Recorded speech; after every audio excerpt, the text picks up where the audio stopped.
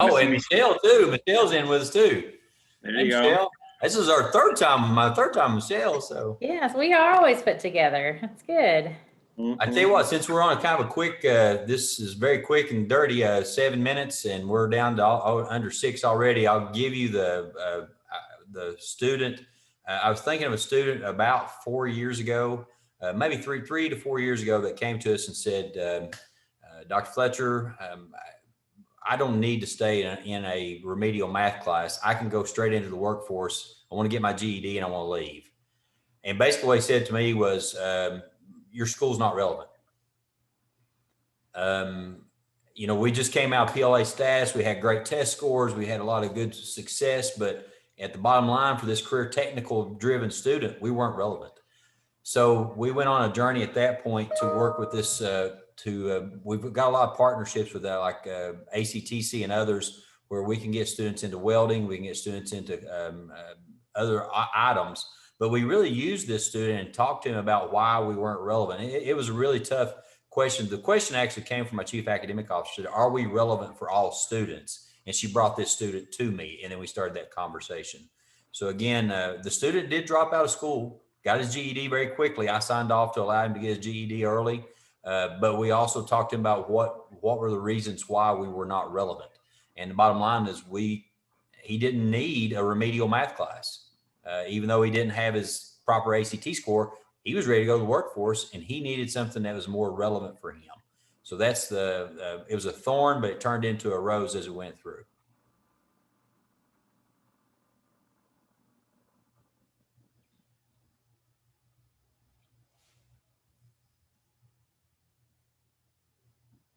Others?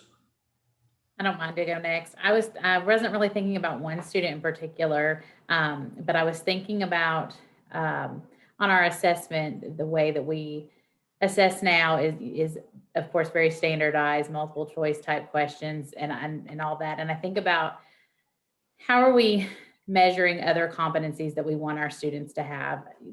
That's not in place right now in our assessment. It's because it's harder to measure, of course. That's the reason. But how do we assess problem solving and creativity and some of those real life skills that we know our students need to be successful? How and is there a way that we can include some of those competencies in kids in our accountability data? Do we have a recorder? Because if not, I will record. The meeting is being recorded, but I don't think we have a recorder. No, I mean on our chart here. Oh, No, If you want me to, I can type if you want. Thank you for doing that. Okay. Yeah, I really connected to both of those stories. I'm not thinking of any one particular student, but I worked in a large school district, and we had educators and principals and students and parents that wanted school to be more student-centered, more driven by student passions and interests, to be more relevant, to really focus on creativity and problem solving and those things. But in the name of the pursuit of test scores, they really didn't focus on those elements of developing whole human beings. They focused on what it takes to get good test scores because that was the metric that was held up for their success. And they compromised what they knew was the right thing to do in the development of whole human beings because of this system of measurement that was really kind of, they felt sort of trapped in. So part of why I agreed to do this is because I think that we can do better than that for all of those people, for parents, for kids, for teachers, for leaders. We can build a better system that doesn't limit people just to this narrow pursuit of a definition or a narrow definition of success. So that's why I'm happy to be part of this and happy to contribute anything I can.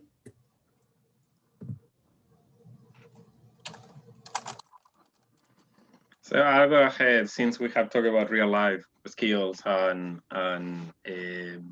what I have heard so far, it resonates in my own experience.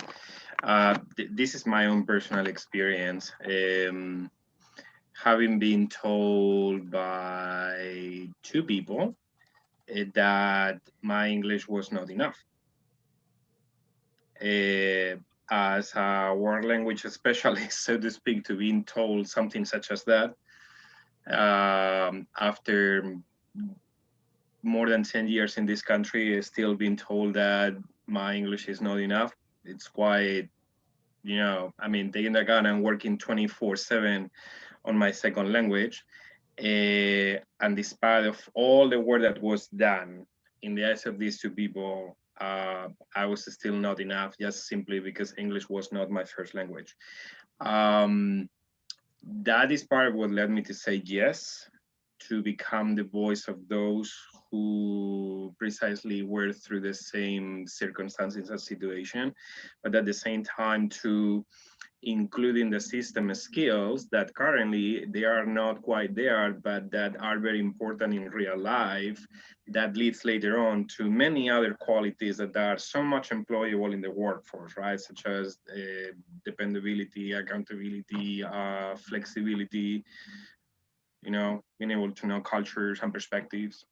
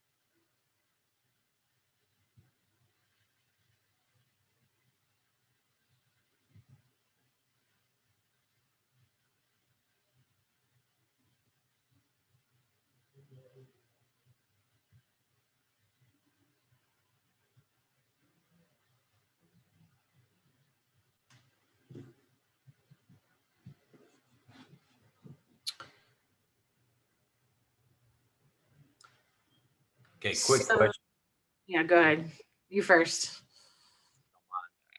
I was under the assumption that we were going to start with a certain list of quotes already selected.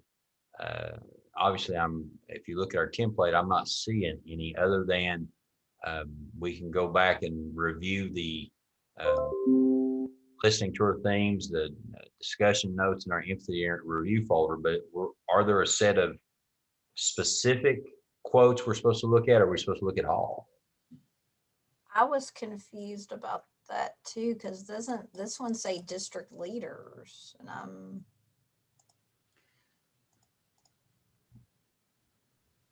Yes, and I was looking, the listening tour quotes are more separated by theme, so it doesn't identify like what type of student, Right. teacher.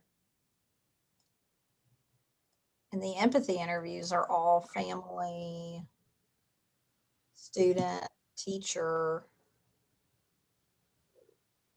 I know the meeting one dimensions have some district leader comments.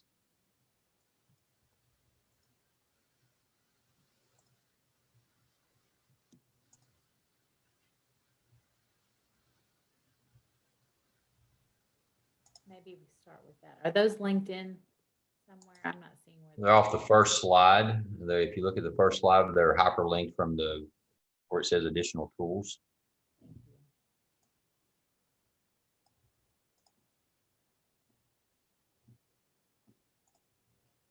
you. Okay.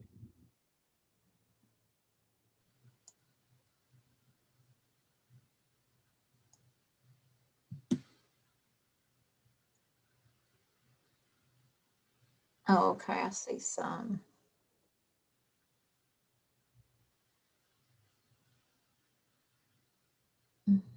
Okay, let me leave the room and get back to the group and ask that question. Or are we reviewing all? If you guys folks don't mind, unless someone has the answer for that. No, Karen, what do you think, Karen? Is there anything? Yeah, it looks like we're building one from scratch and that our primary source is the document that we're looking at here, unless we're also supposed to be drawing on our own experiences would be a question. I mean, I don't know, that doesn't exactly feel true to the process for us to do that. But you know, that would be a question I would have. The other question I would have, if you're going out to ask questions on our behalf, like a scout, the other question I have is, you know, are we just building one or are we building two here? Like I feel like our conversations have been drawn to the people who are dissatisfied, but I don't want to leave out the possibility that there are people out there who are completely satisfied with the system as is, and their perspectives should be attended to in this thing. I'm not saying I'm one of them. I'm just saying they are out there. So should we build two? Okay. Gotcha. Okay. I'll be right back.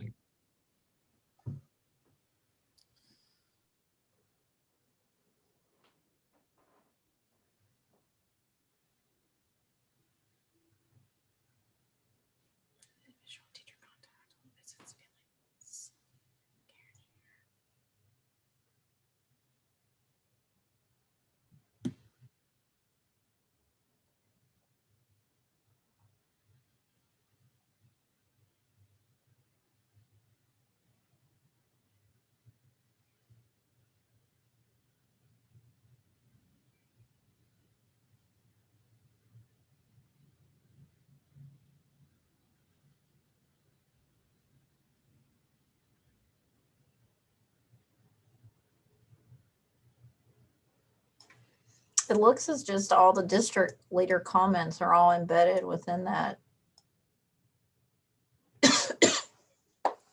meeting discussion.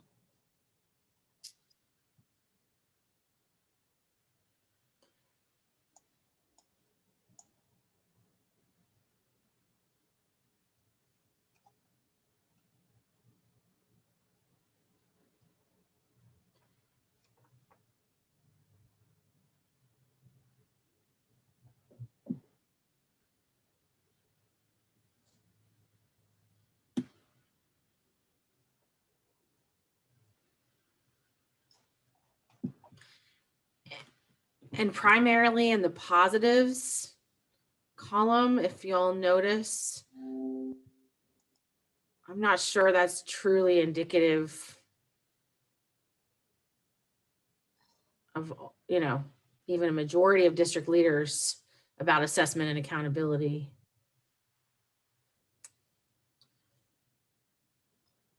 Oh, Michelle, you're muted.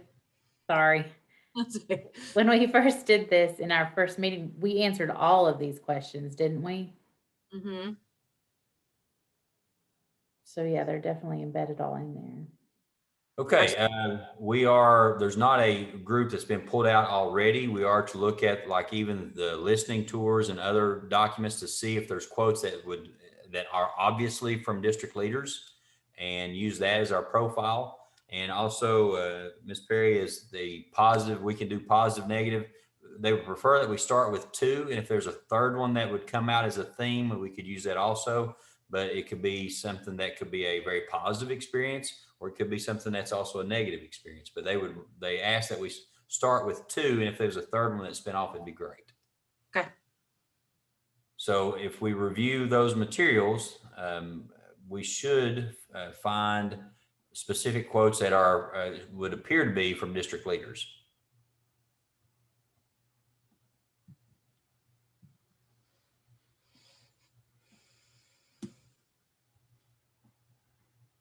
So do we want to look at this individually and try to put some quotes in there that we feel like would be straight from district leaders, and then maybe after 2 or 3 minutes, then go from there?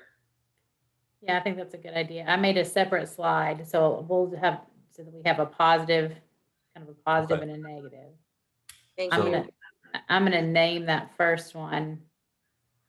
Just so we're on the right slides, I'll just name that like positive Pete and negative Nellie or something like that. So let's look at those two slides and let's take, how much time do we have left here?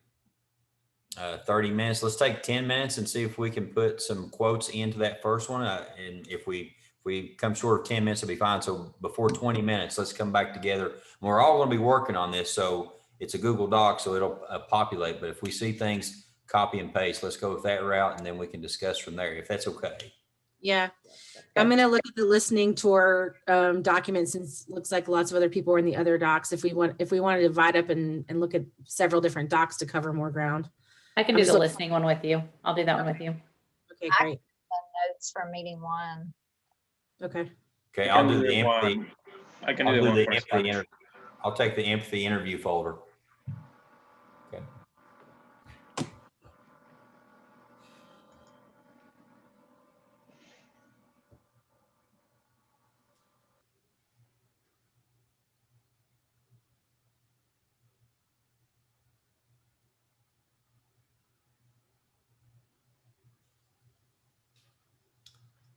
And probably not a lot from the.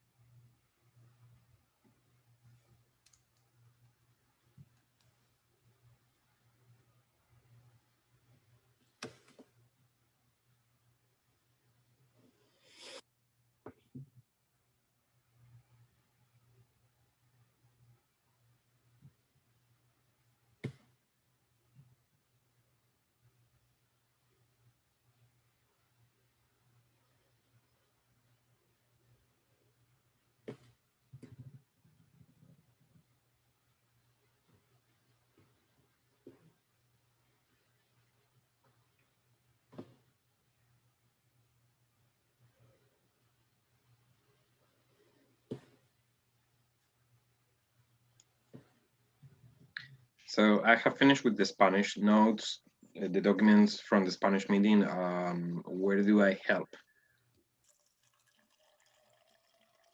I think we're getting pretty close to needing to assess and kind of narrow down our quotes to 2 to 4, I believe. You know, we're within 3 minutes, so if we can kind of look at the quotes that we have and possibly look to 2 to 4 that fit a profile. So, and we may want to name our profile after we look at our quotes to see what would be, you know, how do they fit together? So maybe at this point, if everybody would agree, we could start looking at our quotes to see what theme we can find in those 2 areas. So I have a question that might be a little bit narrowing for us. One of the quotes that someone pulled, and I started to pull this myself, was the one from a board member. I wasn't sure if a board member truly qualified as a district leader. They're at the district level, but do we want to create a profile that is of a board member that's separate from a district employee? I think that could very well be our third one to have that as they're definitely district leadership. Yeah. At a high level view, but definitely I think that we could do a third one with just a board member, and you guys can come up with some fancy names better than I can, I'm sure. But that's right. It'd be good to have a board member as a separate one. I'll do that, and I'll pull that stuff off and make it our number 3. Okay.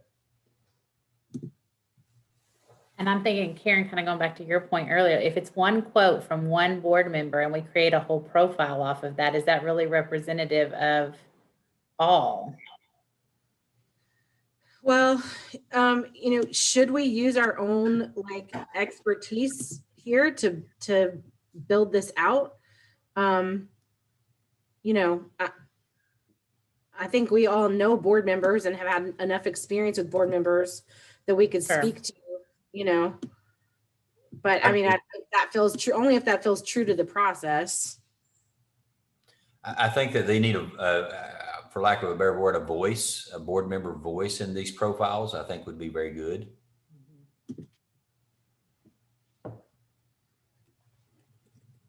Yeah, I agree with that. I just wish we had a couple more quotes from a couple more. Well, maybe that's something we could commit to doing this next week, is going out and reaching out to board members to add an empathy interview or 2. Maybe that's just a gap in the data that we feel like we could fill.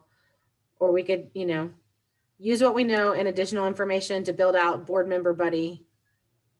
I like the name. Thanks. I don't know. We might just flag it.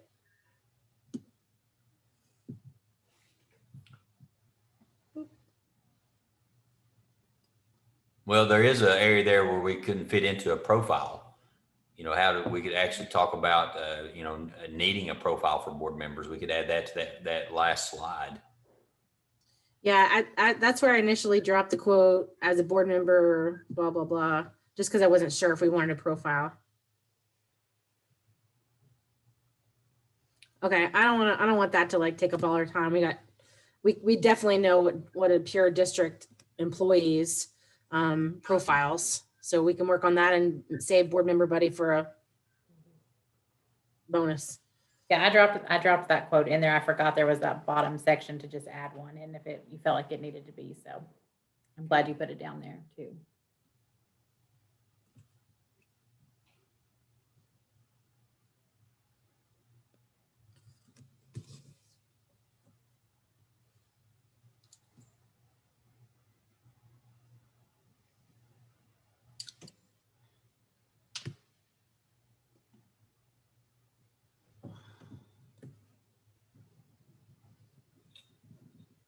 Hello. For some reason, mine will not let me copy and paste in here, so I had to put mine on another document. I don't know what it's doing. So when we get ready to talk, I'll just share mine. I think we need to go through the quotes and agree that we've got positive to positive and negative.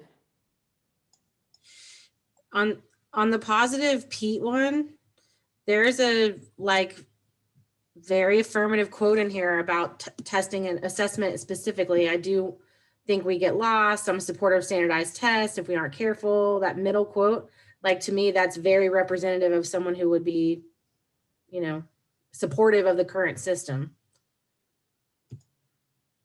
So I think that's a strong quote and is representative of a viewpoint that is out there that will be a strident voice. I agree with that. All right, so that's a keeper. I'm gonna turn it blue because it's a keeper. I don't know. What about the other two on positive Pete?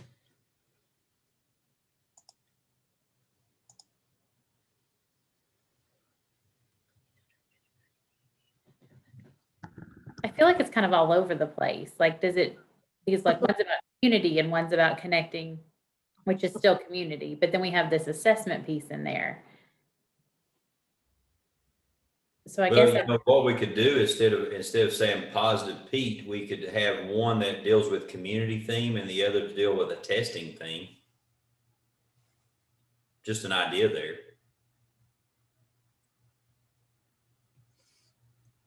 That is without counting the quote that I left. I couldn't post it in any of the profiles, and it's clearly from somebody that must be in human resources or something, because he's talking specifically about hiring bilingual staff. So, I mean, and this person is not even making a positive or a negative. He's basically expressing a need. So. Mm-hmm. So Donnie, what about that? Should we build it around positive and negative, or should we build it around like need to change or need to leave, or should we build it around like a theme of what the content is? There might be multiple patterns that come up, right? You could start with positives and negatives, and then you will start to see probably collections of quotes around what they're positive about, right? Which will then become its own grouping. Because if that's the thing that has resonance for people, then that's the thing to build it around. But starting with emotion and being like, I'm mad as hell because of blank, that's good. It's a good place to begin. And then just seeing what other patterns start. Okay. I definitely see a theme with accountability, talking about like this seems to be a primary driver of current systems, ranking and stacking schools and districts, how real implications for us all. Even some of those are positive, some of them are negative. I mean, it can be classified as negative, but I think that we do definitely have one theme of dealing with accountability and state testing. Not to paint your name in a bad light, Robbie, but you know, resentful Robbie could be a thing, right? Somebody who sort of resents the system as is, and then I can imagine. I remember seeing some quotes that were like, "I'm trying to do a good job, like the system's kind of broken, but I'm still trying to do a good job." So I don't know what you want to call that one, but all right, send me a message or come back out to the main room if you need anything. But y'all are on the right track. Thanks. okay, so do you want me to make another slide and we can just start pulling everything that's around the assessment into that one slide? So we don't lose what we've already done. I was about to say, and I'm sorry, this is not the response to your question, Michelle, but I was thinking on the first profile, maybe one pattern that comes to my mind is about somebody who cares about relationships, and that entails communications, or something like, something like that, like relationships and connections. I mean, if we remove the quote that talks about standardized tests, we definitely can see that on the first quote, everything is about getting to know your community. And the third one is about connections and relationships, you know. So I don't know.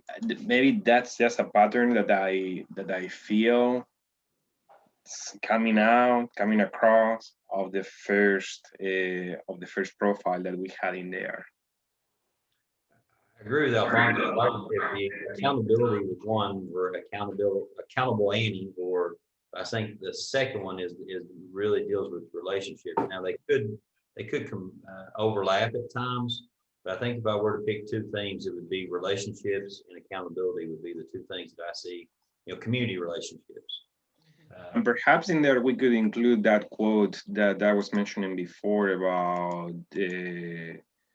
hiring a more diverse staff and more bilingual staff, because once that you get to know your community, you are able to create connections that you wouldn't see otherwise, right? I mean, in my mind, I'm thinking I'm not an HR specialist, but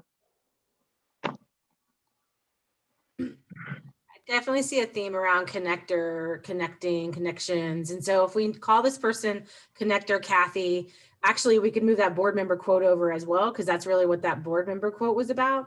I think my concern I think if we go the assessment as the other theme, I think we're going to have two very different camps. We're going to have the quote from the person who's like, I believe in standardized testing, and this is an equity concern. And then you're going to have the person with the rank and stack and sorting comment. So we could have two different assessment personnel. Like everybody believes in connecting. That's a common across the board, but then there could be a pro current system testing person and a kind of an anti current testing system person as our third profile.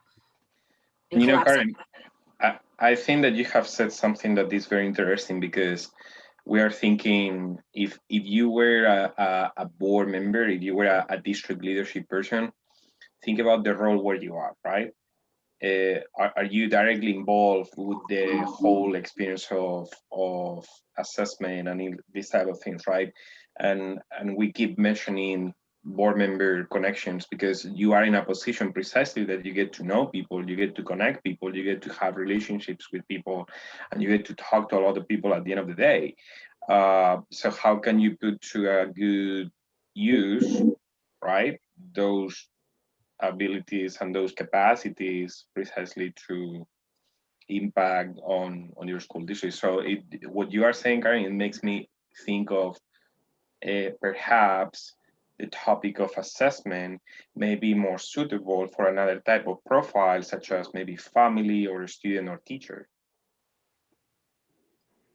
I think I have opinions on assessment as well, but I definitely think that district people have strong opinions on assessment and accountability. I think that'll probably be a cross-cutting theme across lots of groups of people.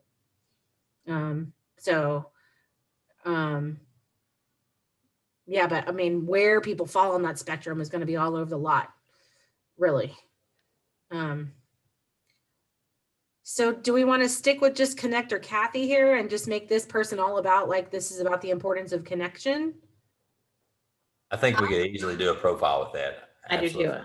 I'm going to add, so do you want me to add the board member quote back in here? Yep. And I then think we just lost one because there I was. cut the testing one out because. Oh, perfect. Okay. I didn't see what disappeared. All of a sudden I just saw something went. So I didn't want to make sure we didn't lose anything. Okay. Michelle, do you want to add to that profile the quote about hiring more staff? To put that one in under connector. Yeah.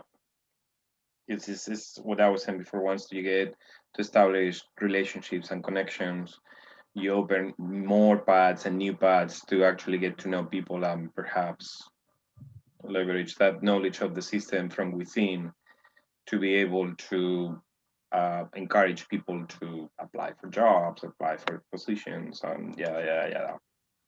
So do you have that quote that you can add in there, or do you need me to add it in there? Yeah, I can do that. Don't worry. Okay. Oh, no, you're fine. I just didn't know if you were able to drop it in. On the meeting OneNotes, that's what the whole first theme is about, is how does the system learn about families and you and connect. And most of the, there were some pain points, better in elementary, very little beyond that. But then the positives were sharing care activities. And then, of course, there was a lot about online presence.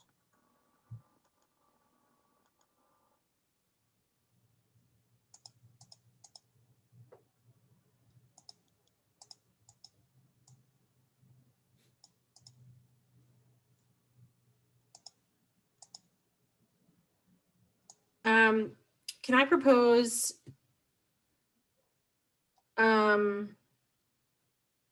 maybe not a negative and a positive on the two other profiles, like we have connector Kathy, and not negative and positive, but more like sort of standardized testing Steve, who understands the value of it and talks about that, has a role, but then, you know, like needs a new path forward, Nora or something, who says like we need to do something in a different direction, like posits we need a better way. Could those be profiles? Yeah, I like that. Okay. So if that's the case, there's a quote on negative Nellie, current negative Nellie, that's going to turn into something else, needs a new path forward, Nellie. Our district's biggest challenge is that we have instability in the parents who are engaged. The achievement gap is created by parents who are involved and parents who are not. That's not really saying there's a problem with the system. That's saying there's a problem with parent engagement and involvement. That may land more on the side of the standardized testing is not the problem, it's parents. So can I move that one over to the standardized testing Steve profile? Yes, I'm good with that.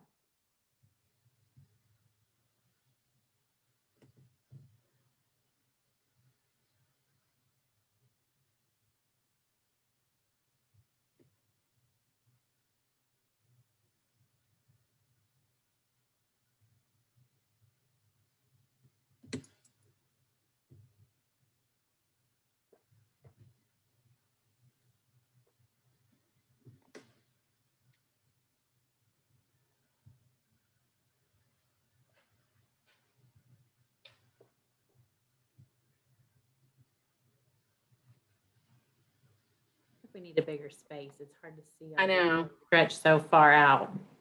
We're at the 2-point font. No. Need some new glasses, Karen. You can't read the slides.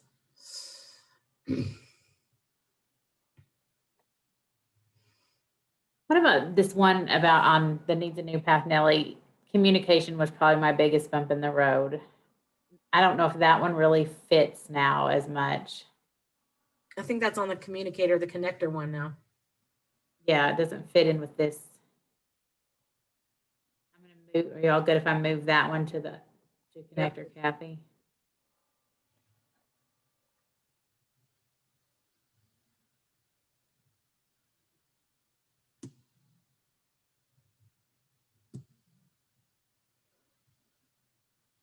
You have to weed it down to 2 or 4. That may not.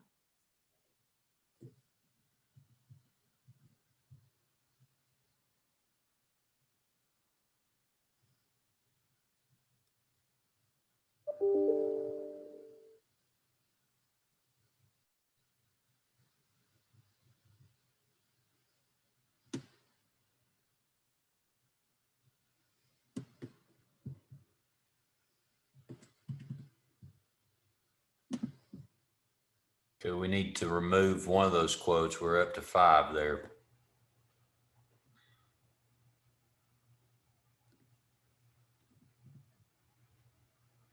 We've got 2 there about communication. I think maybe we just choose the one that we think is the best or encompasses the most pieces and parts.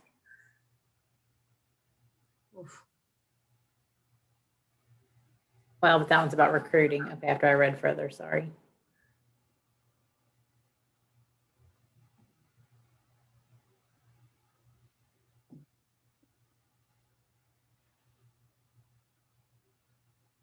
I feel like the last one about communication doesn't go as well with the theme of the other 4.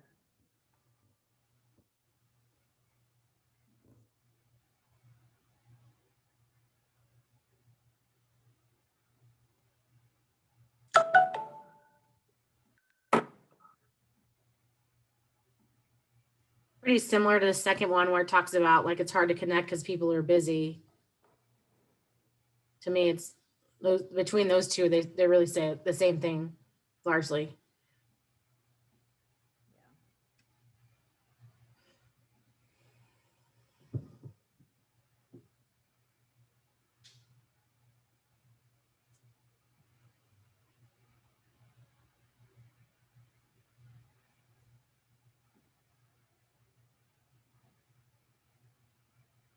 I think the second one says it maybe a little more succinctly. Yep. Agreed. So good to delete the last one. Everybody good with that? Yep. Okay. Okay. So in our remaining 2.5 minutes,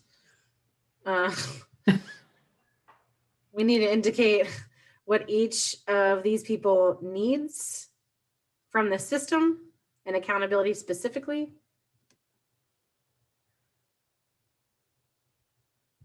If we want to divide and conquer this. Yeah, Are we- are we keeping both standardized Steve and new Path Nelly? Or are we trying to make one dealing with accountability altogether? Well, they're really both on the topic of accountability, but they're two very different perspectives on it. One saying this has got to go, and one saying we need this. Good point. Yeah, I think we keep it two separate. I like it as two separate ones. Okay. I see your point. So for standardized testing, Steve, I think he needs from the system, he needs information. He needs to feel like there's equity some kind of way. Like, you know, I think that perspective is going to be out there.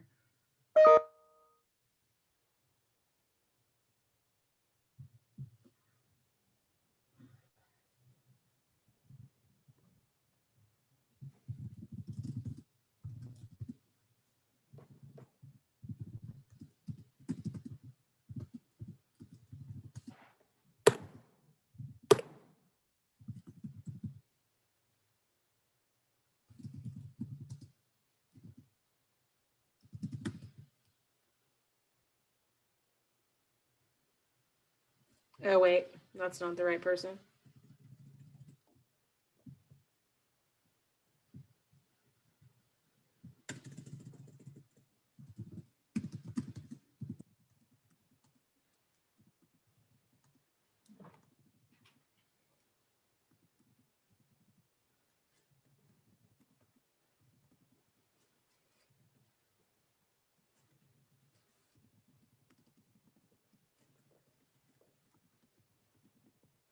Recording again. Sorry, 'cause the clock is run out, but maybe they're going to let us finish up to 5. So. Okay.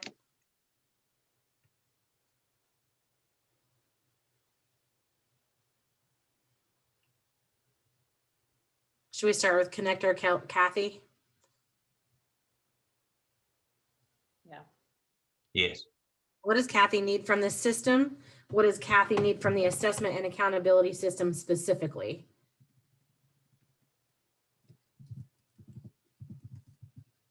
I think Kathy needs to feel like it's a community effort and it doesn't all just fall on one person's, like the teacher's shoulders to get the scores where they need to be.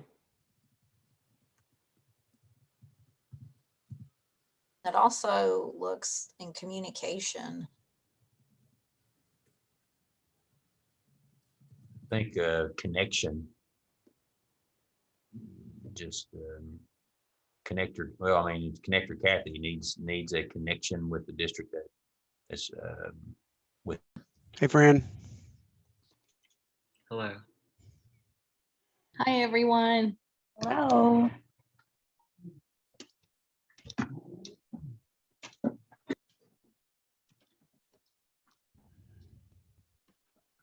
It's like a good group.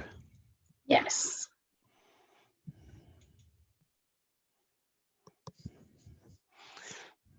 So does somebody want to kick us off with a, why did you say yes?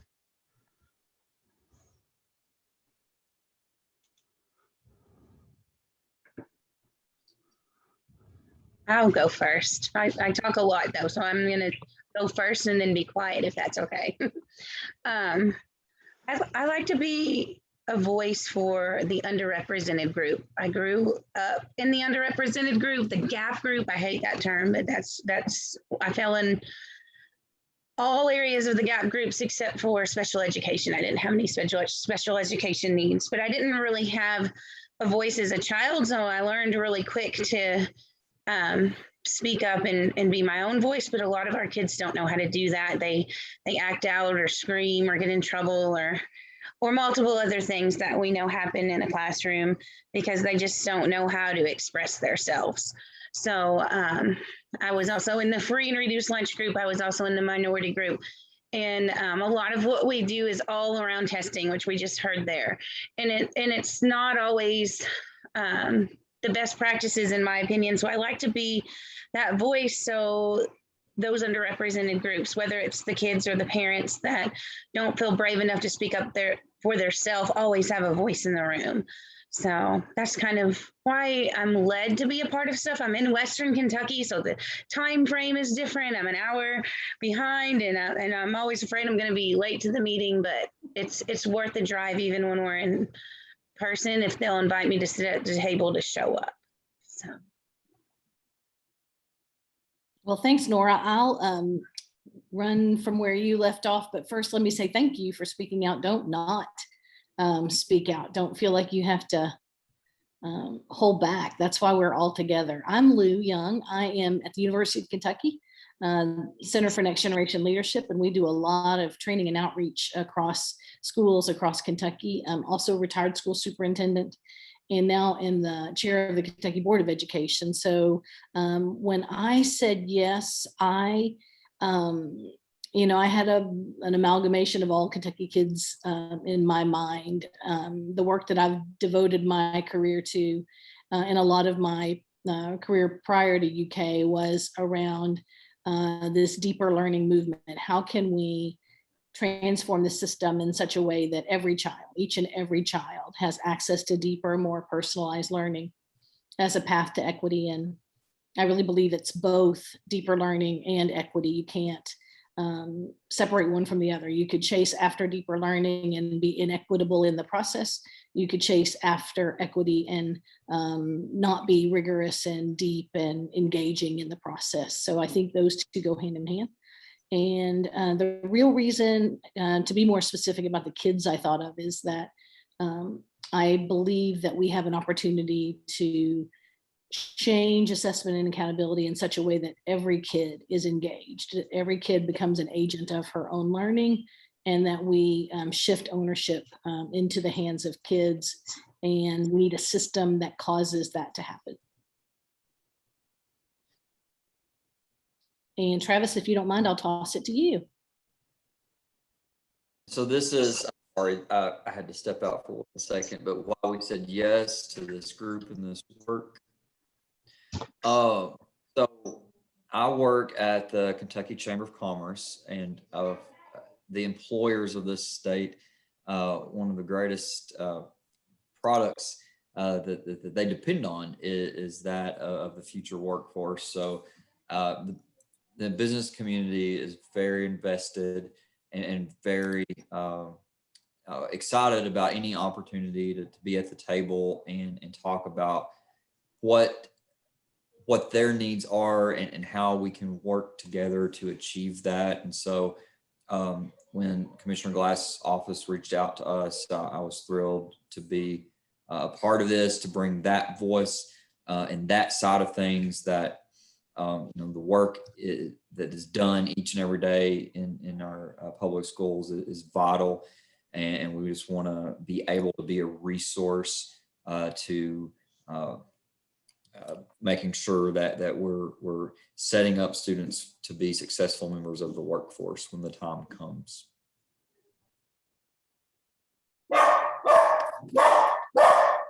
Sorry, granddaughter.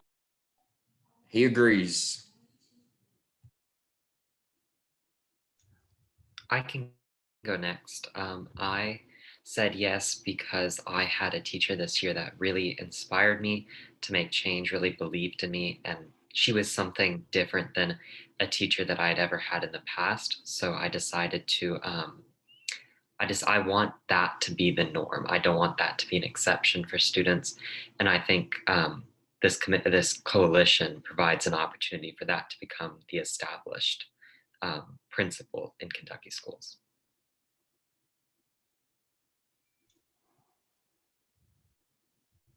Sergio, we need to hear from you.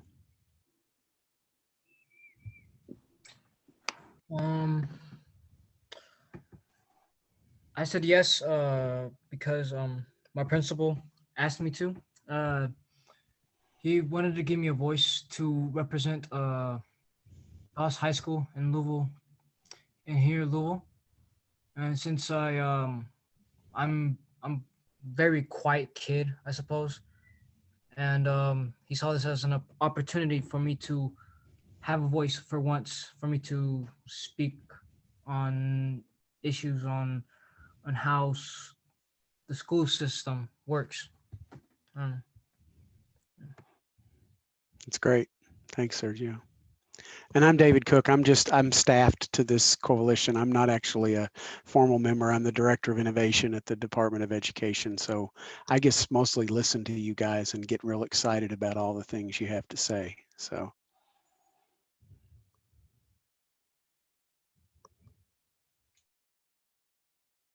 I'm thankful both of the students are here. I love the students the most as a student. If you're currently recording, you can take a pause on that. Keep it, you don't need to.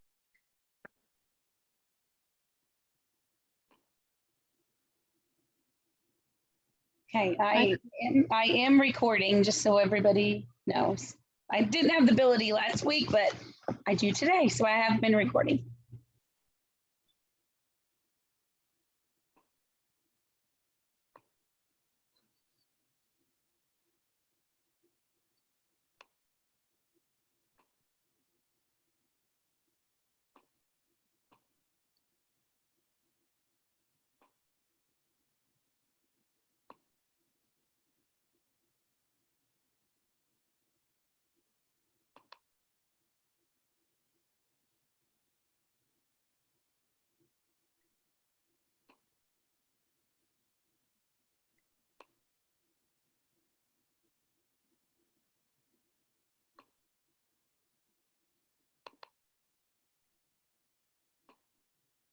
Okay, so I'm not a group leader, but if it's helpful, I'm opening up the group 2 slide. And this is what we have. A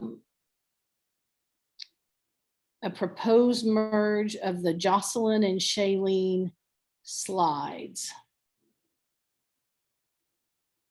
Or profiles, I mean. Sorry, I didn't really mean to share that as a slide deck. So let me see if I can find a way to just share that.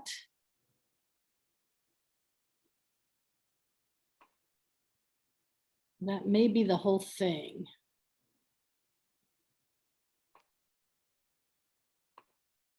David, do you have any intel on this?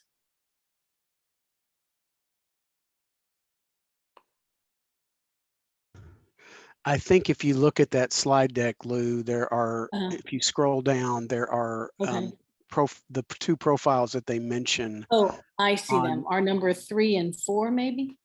Yeah, I think it says at the top of each of those slides, Jocelyn and Shailene. Okay.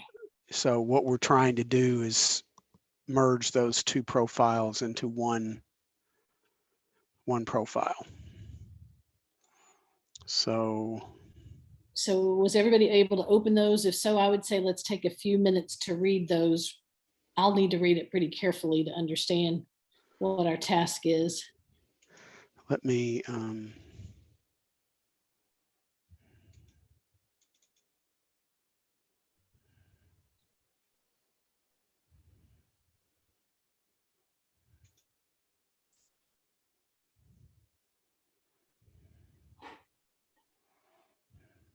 so there's Jocelyn. Jocelyn. And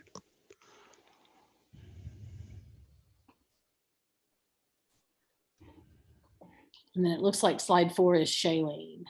Right.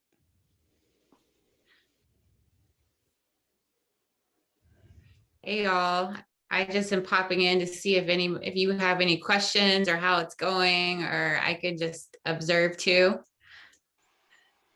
Hey, Sarah. Is the task ahead of you sufficiently murky? Yes, delightfully so. So Yes. we're going to read the Jocelyn profile and then the Shailene profile Uh-huh. and ask ourselves those questions and decide if we think we should merge the two and then set about doing that if the answer is yes. Yeah, and don't feel pressure to merge it just because it was suggested. Like, I think you could have the merger, but have those questions of, do these individuals feel like people who we may know? And then do they have enough shared characteristics, or do they have enough distinct characteristics to make that, to keep them as one, keep them as two separate, or merge them into one kind of user profile. So I think you guys got it, but let me know if you need anything. Thank you, Sarah.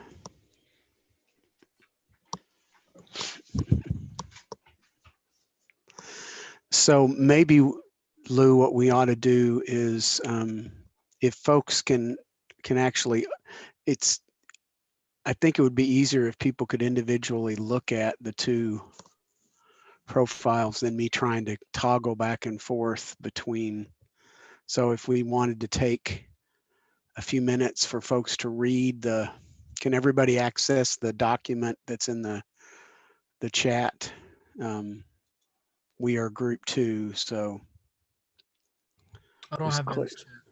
You don't have any chat, okay. I can get it.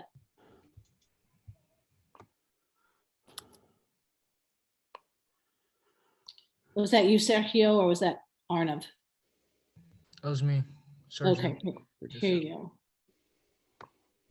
Now see if you can see it in our breakout room chat.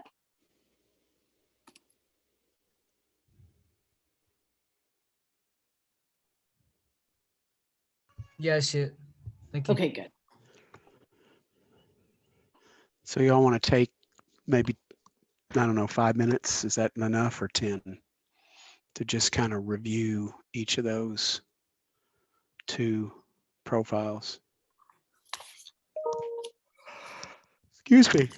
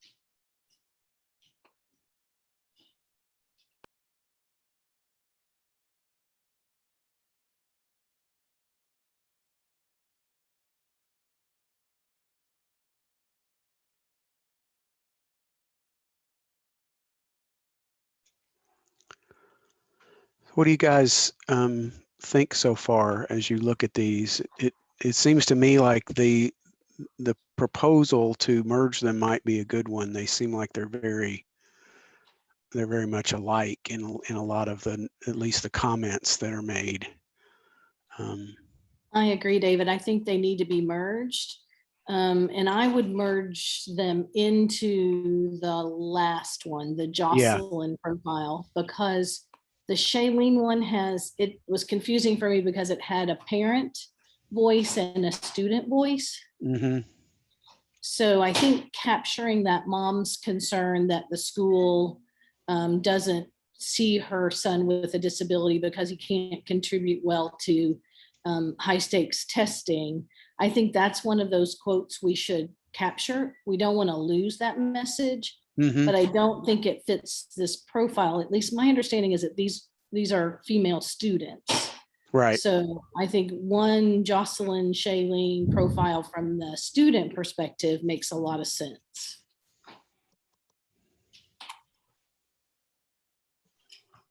I don't have a problem with merging them, but reading through them a couple of times, I almost feel like there's two types of student needs here. One being more of a social emotional need, which we now know includes cultural needs, racial needs, like seeing yourself in books or knowing your name. That could have to do with culture, or maybe they just have a difficult name. I don't know. But it almost seems like there's two types of issues here. I'm going to say social emotional and then just straight academics, focusing too much on testing and getting in the multiple learning needs. But if the group doesn't see that, we don't have to explore that. I kind of agree with you. I think the first one's a lot more about like developing relationships with adults, whereas the second one's more about the academic perspective and testing and making sure that the classroom focuses on the whole student. And I could absolutely live with two profiles. I think you both make a really good point. I'm wondering if the point though wasn't that it was the whole child, the academic, the social, the cultural, the emotional, the physical, that it was the whole child that was being missed in the conversation. And if we could rename it and get at the whole being, that might be helpful. I think two is perfectly fine though, and just keep them separated by those domains. But I also hate that we perpetuate the notion that kids are somehow they either have academic needs or they have social emotional needs, when in fact they're a big bundle of all of those needs.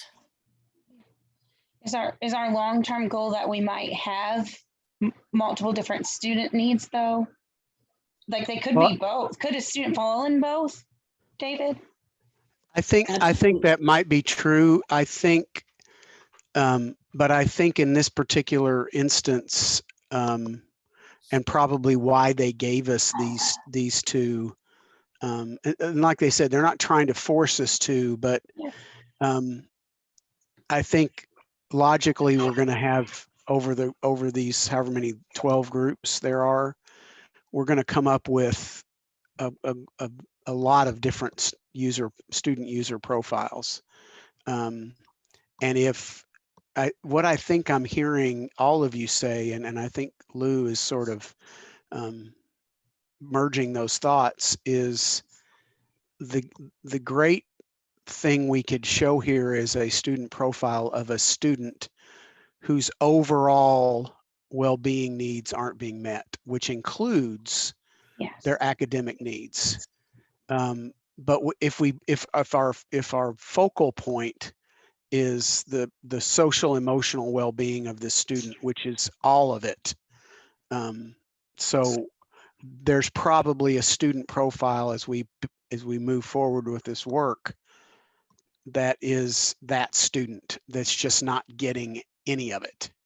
They're sort of being left out in all regards. And then there may be some students who are mostly being left out of academics and some students who are, but there's going to be a large number of kids that are being completely left out. And maybe that's what we might present as our solution to these two I don't know.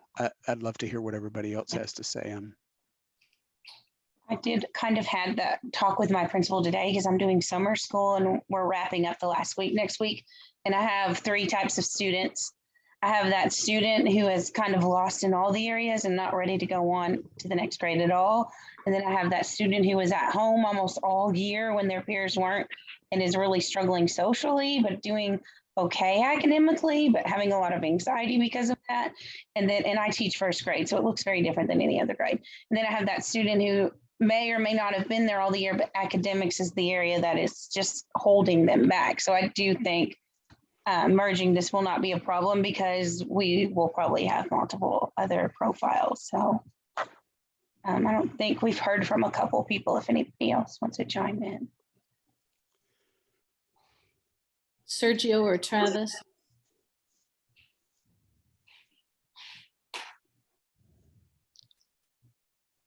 No, I mean, I don't really have anything. I think you all kind of covered anything I would add. All right, so I think we have one proposal to move forward and clean up 2 separate profiles. Mm-hmm. And then we have another proposal to merge the 2 around this whole child, social, emotional, academic well-being notion. So we're basically doing our fist to 5 On that first question, yeah. on. Okay. To merge or not to merge? So everybody, I guess get your cameras on, and do you vote to merge? If you vote to merge, well, I guess you have to do them both, right? So I would say on merge, so that's what I say on merge. Everybody else have a vote on merging? I vote to merge. My camera doesn't work. Okay, Sergio, thank you. You can tell us a 4 or a 3 or a 5. What's your number? 1 to 5. A 4. He said, okay. A 4. And Travis, I didn't see you. I don't have you up on my camera. Does he have? He's got a 5. Yeah. So we had a 3 and 2 4s. 3 4s. Oh, 3 4s and 2 5s. So it sounds like we know where we are in that one. So I guess we technically have to vote on the other one, I guess, to make sure or are we by saying that? That's a confusing thing always for me. I've done this activity before. When you say you vote for merging, it obviously means you're voting against separating, but you need to probably formally say that. So that's my separating number. What about everybody else? 3, 3, 2, 1. What's your number, Sergio? I would be a 1. Okay, and a 2. So it sounds like we are on the merging. But as we do that, we want to catch Arnav and Nora's idea that we want to make sure we talk about the full spectrum. Right. And right. You did mention taking that parent one and moving it to the last slide, like not losing it. Is anybody against that? Because I think the rest of the comments are from a student, the way I read them. So let me make sure we are it, because Lou's suggestion was that we use, is it Jocelyn? Is that how you say that? Jocelyn. As our, that's the one we're merging to, or is it the other way around? That makes more sense to me. Okay. Do we want to make a duplicate side of Jocelyn? That way we have all of our original information, but in like a new Jocelyn. Good idea. Okay, so I'll hit that real quick. I can do it. Oh, you got it already. Good. Look, good. I just moved it up to number 3, so that's our new one. Okay, good. Put a star there or something. And we do, I think we are allowed, and we don't have to, we are allowed to rename it. Okay. Yeah, could we name her like I'm a whole person Hannah or something? Whole Hannah. Whole Hannah. I'm a whole person. Yeah. I like it. So I'm gonna. Oh. Do you want it like this? Yeah, that's Okay. great. It's oh, got that. And you're an anonymous aardvark, Nora. Oh no, I have my picture on mine. So. Okay. And I think 2 of the quotes are on both slides, unless. You're right. Okay.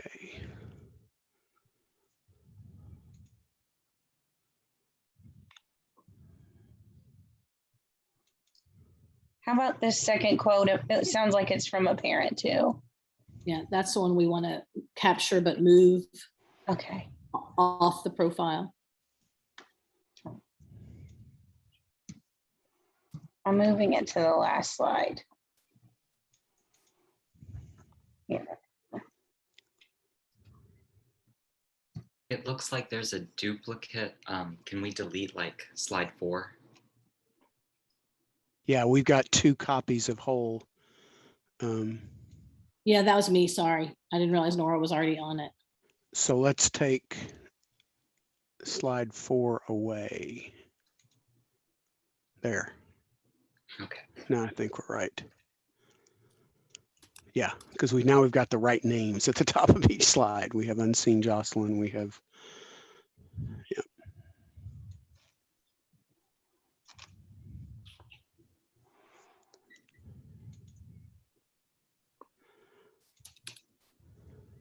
How about this third quote now? That is one I thought we were talking about because that seems like a parent to me too. I thought so too. He loves, yeah. And it might even be that same mom. I think they put them in there to get us to focus on the son, maybe, not the mom. Okay. So do we want I this? think that one. I think capture it with the other one. So, okay, take this one and move it to the last slide. That would be my suggestion. Yeah, I think that's right. Okay, I'm doing that. And the next one is actually a quote from a teacher, I think. Right.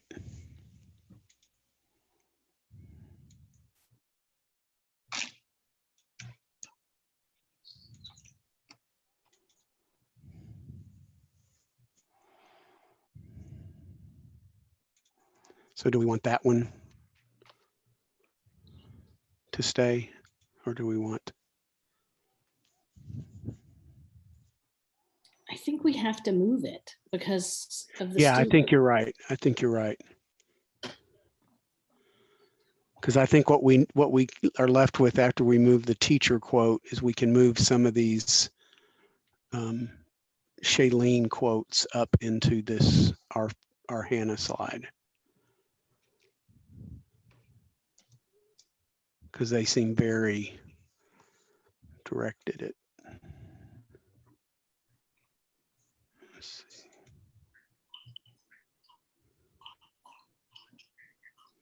There's a duplicate in the Shailene slide, essentially, which is the one about most of my teachers won't even know my name or won't even say my name right.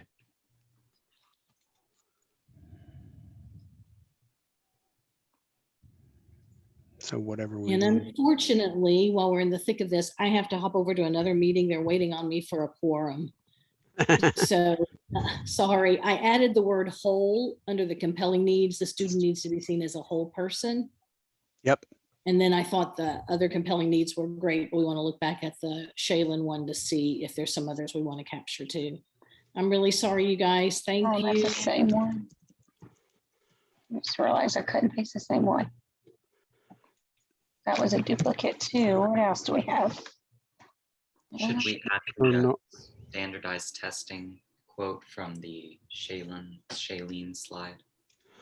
It's Jocelyn, no wonder it's. Okay, let's see. That first one, yes. Yes. Yes. Okay. And then I kind of like the third one, which is the one about taking surveys. And Oh, yes. actually I like the 3 of those 4 to go in the other one. Just leave off the most of my teachers one. Yeah. All 3 of those seem to be important. Yeah. And then we're not losing anything. Right. So you're doing that. Sorry, Nora? does that look okay? So let's see. Yep. That last one is a duplicate of the second quote. Okay. Oh yeah, it is. You're right.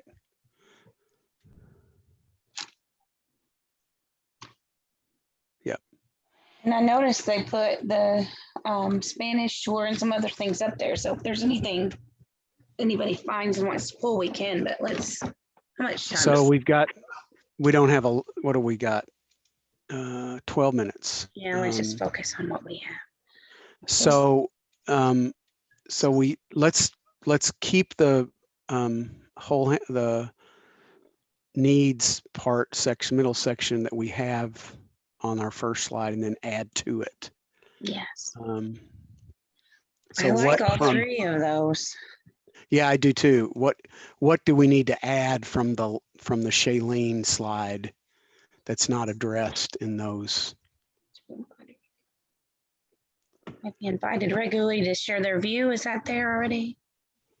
Yeah, I think the first one that comes to my mind, Nora, is the because you mentioned this as the reason why we might have separated them is the second bullet under Shailene is about content. It's about actually academics, which is not addressed in the first one. So we need to make sure.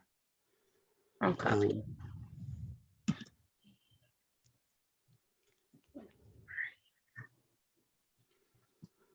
What's missing here? It's smaller, but that's okay. We can fix that in a minute. Yeah. And I don't know about the other one that may not be here is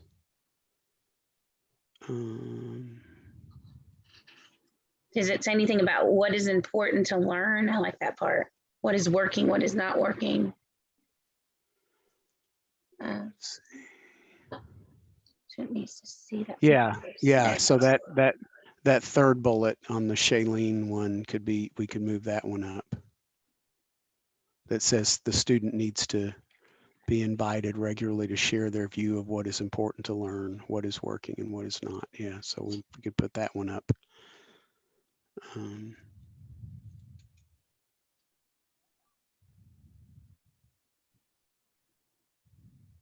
then probably the last one, because the last one is about voice. We don't really say voice in any of the others. They, when I had taught 3rd grade, they did the student voice survey. They liked that idea, maybe not all of the questions asked, but just the idea of being able to give some feedback, even as young as 10 and 11. So we'll have to make that look better, but it's there. Okay. So the 3rd column, watching our time, the 3rd column is about insights. Don't negative. Yep.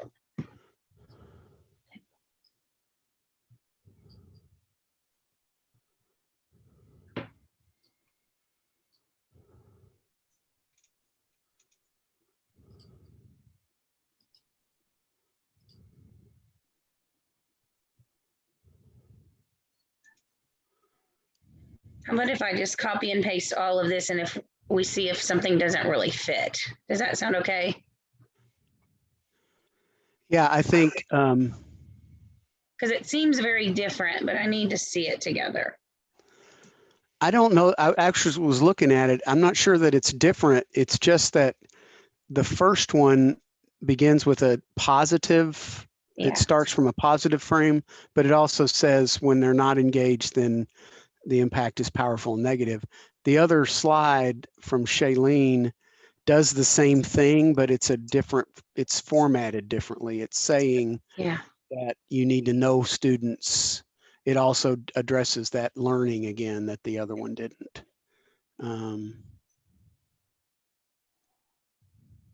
What do you think?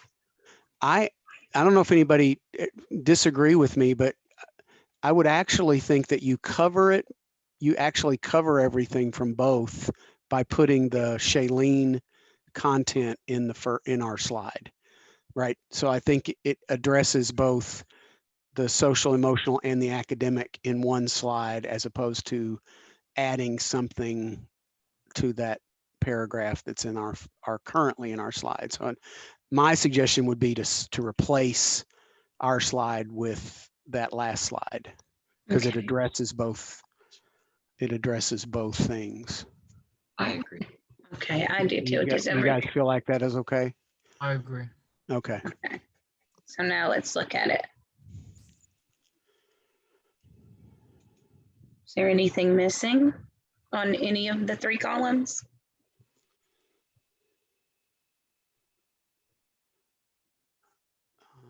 I don't think so. Do you guys think there's any? It looks really good. You got it all cleaned up, Nora, to the right fonts and everything. Somebody else did, so thank you. I don't know What who do you else. guys What do you guys think? Everybody think? Let's do our fist thing. Does everybody feel like now we've got what we wanted? Yeah. Yeah. I have Okay. a 5. Good. Okay. So Nora, what we can do is, I think all you have to do is cut those other 2 slides out. Okay. I'll go back to where it was. They don't need them for anything. I'm sure they have copies. Yeah, I think they do. Okay, so we're getting rid of Jocelyn and Shaylin. We don't need that anymore. I think we can leave the rest of it in. Okay. And we have our quotes that we don't want to lose. Right. Let's see.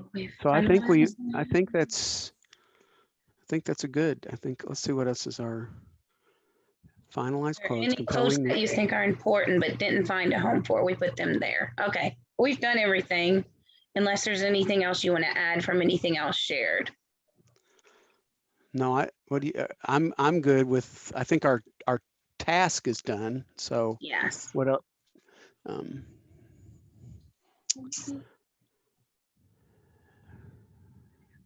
Good job, team. Yes, we were a great team. We've got a few minutes.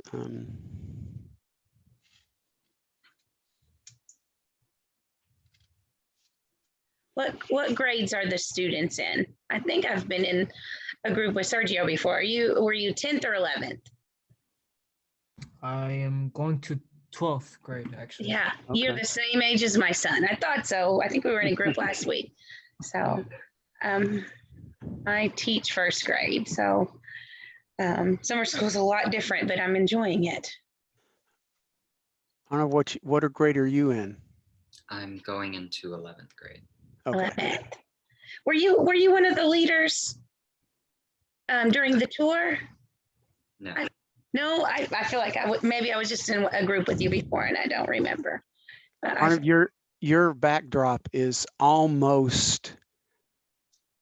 I want to ask you the question because it looks real, but every once in a while your head will move, and I'll get that sense that it's a backdrop.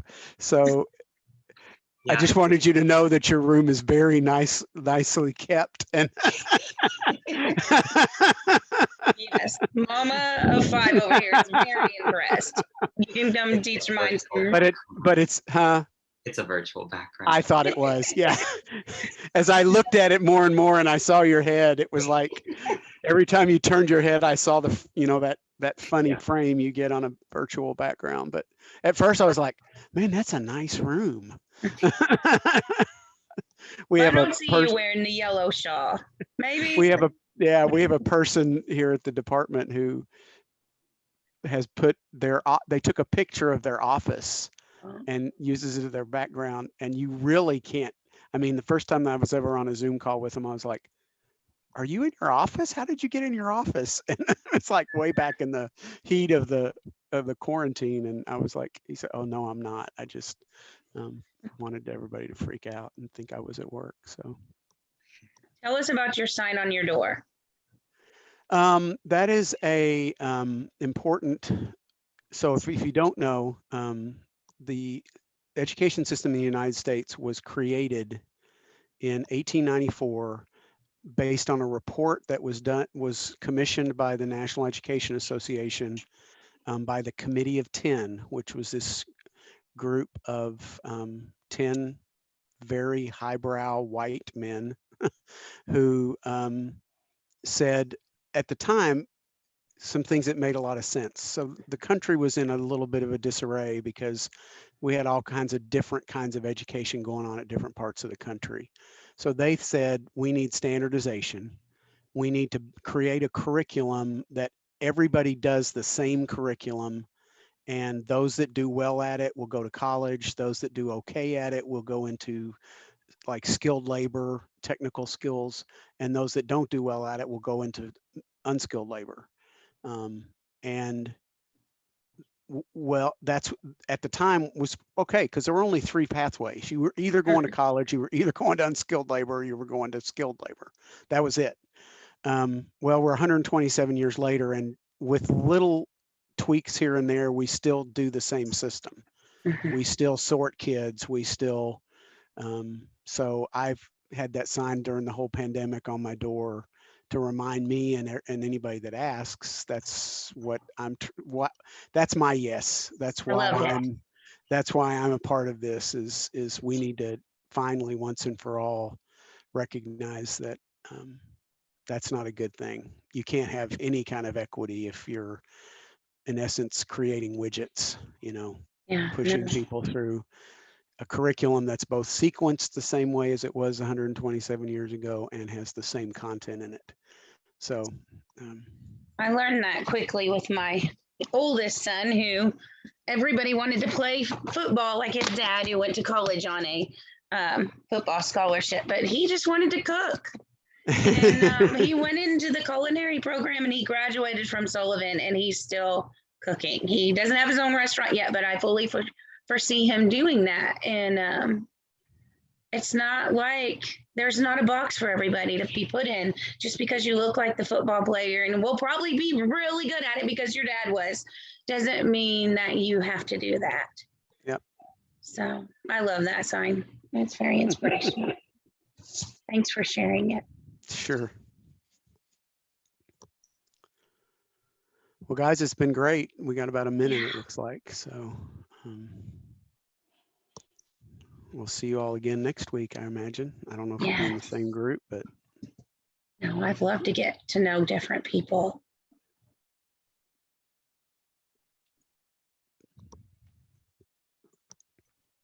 And we've gotten our groove. I think being in the warm up together helped because you felt like you got to know your group. We knew each other from last week too, but I think that definitely helped. We weren't just going straight into it.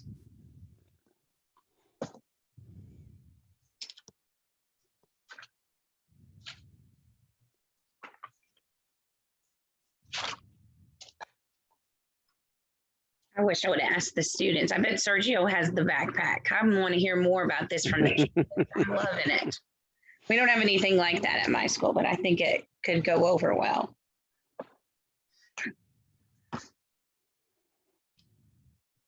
the clock went down, but they didn't kick us out. So I don't know. Sergio, did you say you were at JCPS? Yes, I am. So do you work on a backpack? We might get cut off, but I'm just picking your brain a little bit. Do you enjoy it as a student? I haven't, we started about sophomore year, sophomore year, 2019. Mm-hmm. So still got a bit to put in for next year. But I like it. I like it. Yeah, because you could pick. What's an example of a product or an artifact you might have in there? A project or a work that you really liked, that you you worked hard on.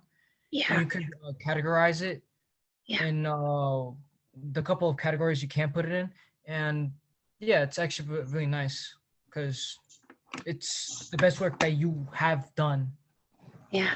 It's making me want to go on a field trip. I might have to show up at your school so you can show me. I have a few days where I can travel, and I just think it's amazing.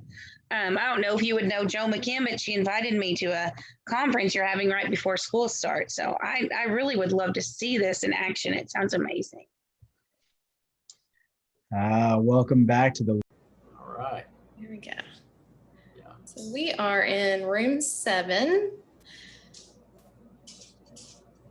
Okay. Bryn, are you with us?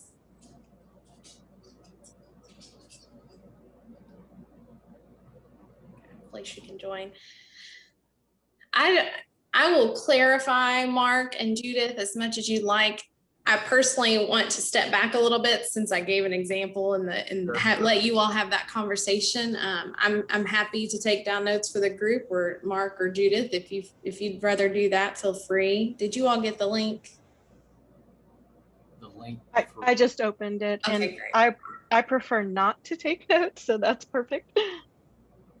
Well, if you'd like, I can just step back, listen. You all can have a conversation, and I could. And jot is down. it just the 3 of us? And Bren, I guess I see her picture and her beautiful face. Yeah, I'm not sure if Bren is live with us or not. So. Well, I'm happy to jump in and tell a little of our story and what really has drawn me. So the person I thought about is my son, Jack, who's presently 21 and a rising junior in college. Jack refers to himself as a disabled person with autism. That's how he speaks of himself. He also has Tourette's syndrome and microcephaly, which is an abnormally small head, which impacted many things. And so he's had to take growth hormone off and on. So, some other complicating factors I'm scrolling to look at, or Sarah can remind me. So he was definitely my inspiration, and also having now spent the last 7 years attending lots of IEP meetings with other families, other students with disabilities throughout the state, and advocating and learning, just what some of the challenges are, some very different than ours, some similar. So the thorn in our experience has been Jack is a twice exceptional student. So kind of what you were describing, Sarah, with your own experience. But that was, so it made for a very difficult and complicated educational journey. I mean, some specifics are that we were actively almost turned away by actually 2 public schools, and had an experience in a blended 4th, 5th grade class where we were asked to leave at the end of actually in the middle of the school year, because he scored too high, the opposite of you and me. He scored too high, according to the school, on the math assessment to be able to be served. And that was an ongoing, he was in a remedial reading group and could not read, did not learn to read independently until almost age 10. And then 2 years later, he's an outlier. 2 years later, he earned and scored a 34 on the ACT in reading, or overall. So, a complicated person educationally. The constant questioning of, he's fine, he looks fine to me, what's your problem, mom, is kind of so yes. And a kid who could do calculus in his head still struggles to tie his shoes, so he has a lot of fine motor control issues. So, I mean, there's like 100 thorns. We actually wound up home educating until he was ready for high school, with the exception of a couple of this 1 year, because schools did not want him, and they would make that very clear, even public schools. So even when he was ready to enter 1st grade. The flip side of that is that because he is intrinsically motivated and absolutely loves to learn, if it's a subject of interest, he, with a teacher who will facilitate and be flexible in delivery of content. And also, most importantly with him, is flexibility in how he communicates his mastery. So if he's permitted, for example, to provide oral responses, even in college, then he is like the dream student because he truly loves the content, and becomes kind of a walking encyclopedia of that one thing. So if you want to know about paleobiology or certain aspects of theoretical physics, or he's become a history major, there are endless stories he can tell you about the Second World War and its impact on geopolitical politics, and but anyway. Oh, we only have a minute. Oh my gosh, so I'm going to stop. Thanks, Judith. It's nice to get to know you more as his mom and why you're a member. That's great. Mark, anything to share? I will throw something out here very quickly. Just in my many years of working in a school, as far as a rose, and the former superintendent brought this up. He said when he was going out, he was cleaning out his office. He said, he was talking to me about all of our grant programs and different initiatives and crazy out of the box type stuff that we've created over the years. And he said, you really like creating programs. And I said, yeah, I like helping kids. I like helping families. And that's always been a rose that's always kept me motivated, kept things going. Of course, with the rose, you think, hey, everybody should think this way. Let's do wild things and try stuff. And the thorn is always those naysayers and having to fight every tooth and nail along the way to get things done. I'm done.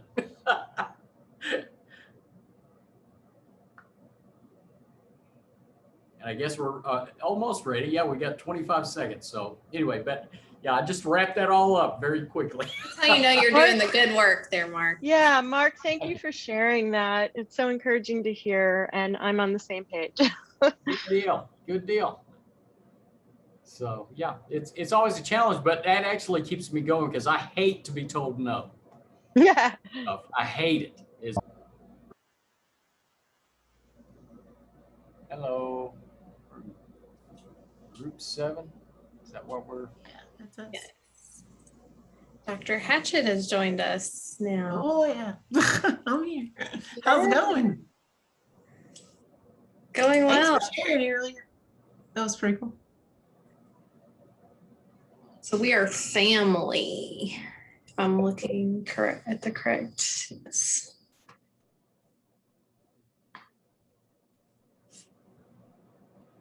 Okay.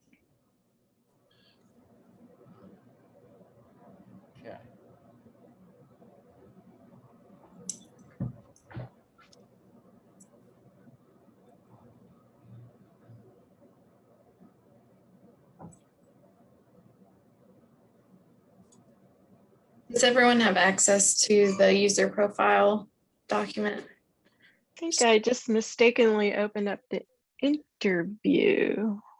Yeah, Get back in interview. there and look again myself. Yeah.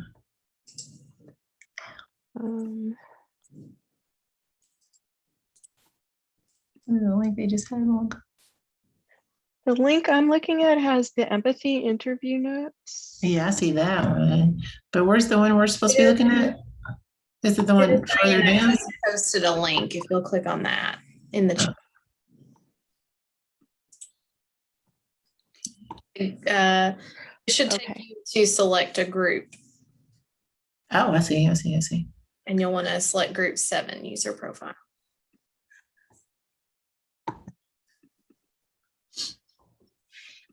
Okay, got it. Thank you.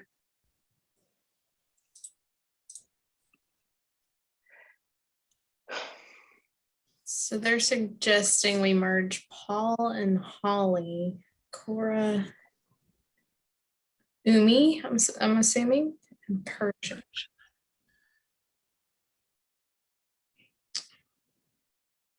Okay.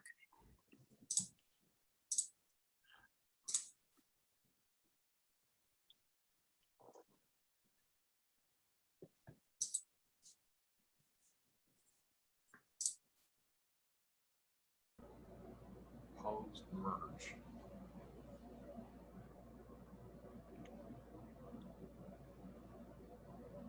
So we're proposing merging 1 and 2, Paul and Holly, and then Cora. Okay, all right.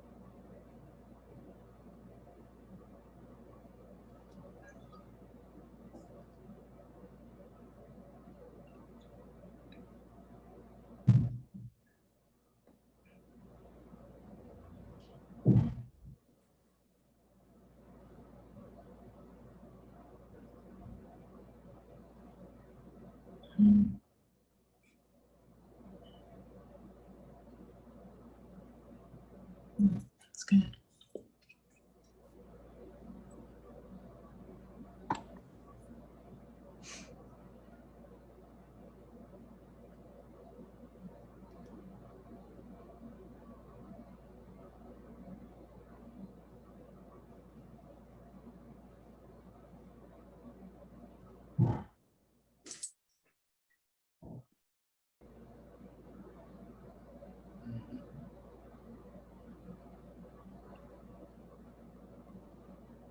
What? Hold on.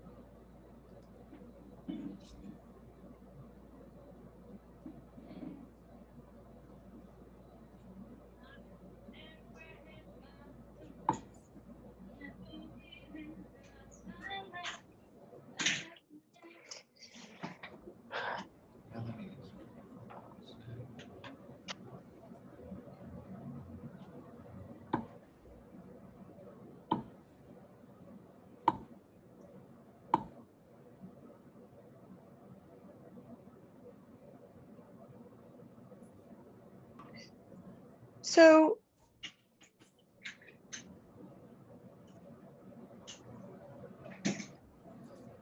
how do we go about this?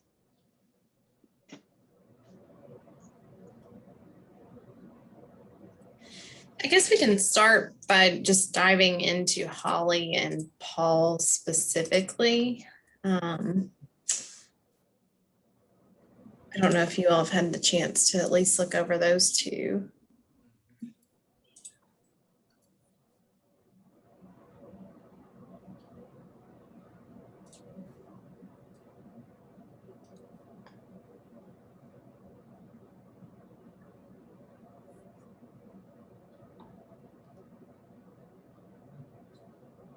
I feel like a lot of the quotes on the left side talk about communication and access to receive or give information to the education system or the school, which if we chose to combine the two, we could say that, you know, with personalized Paul, it's a person who, if they had the means to be more involved or the education system itself was more accessible to them, that personalized aspect may be more of a reality.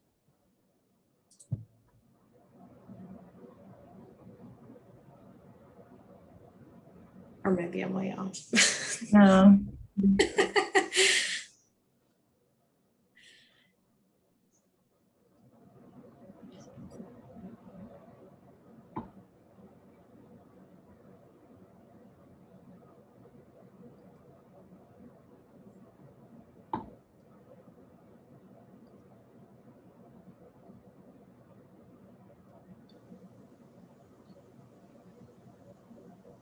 You were looking at Holly, right? Mhm. Yeah. Holly and then Paul as well, just because some of the background work from last week, they're suggesting that we consider merging those two together.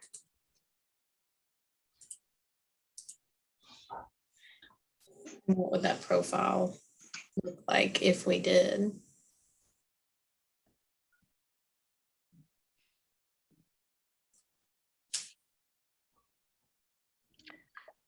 I kind of feel like there's two different themes in the Holly quotes.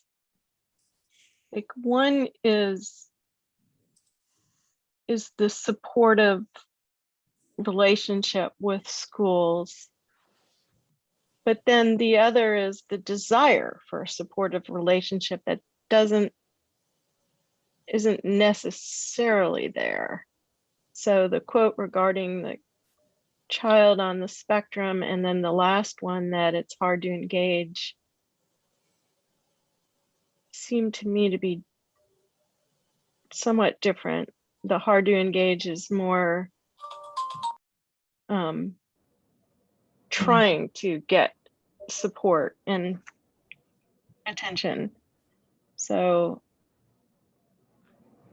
oh, I keep accidentally changing the screen.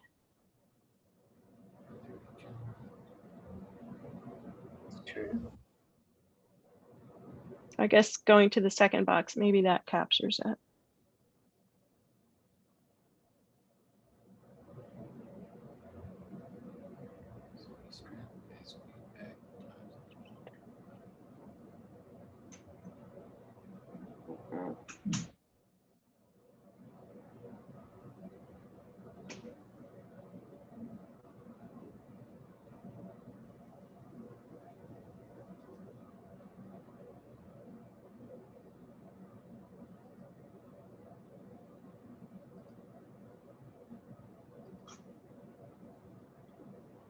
Merge.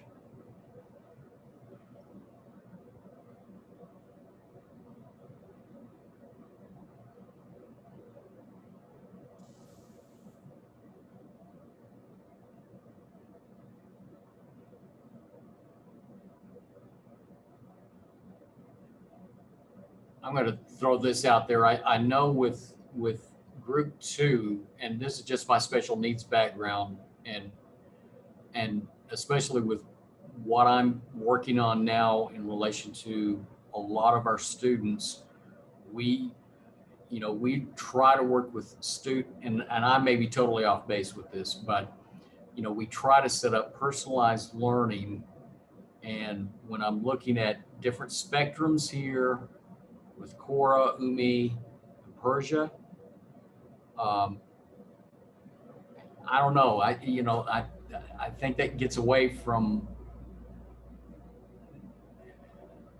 I don't know. I'm not a big fan of grouping. I guess that's,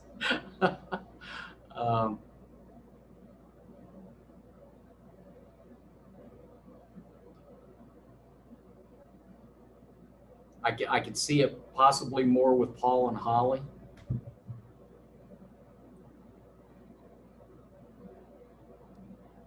just my I was just focusing on Paul and Holly. I hadn't really gotten to the yeah, I'm other. sorry. Yeah.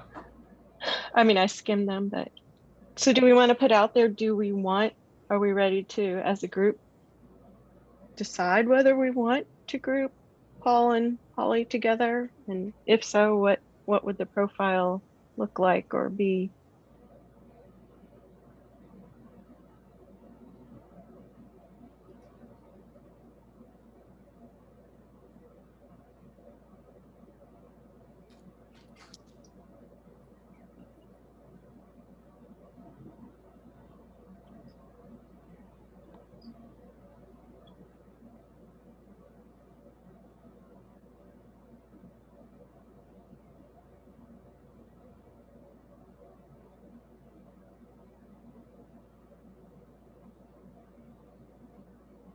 Is there a link again on there so we can see the example of what they want us to actually make it look like? Because it just doesn't make sense.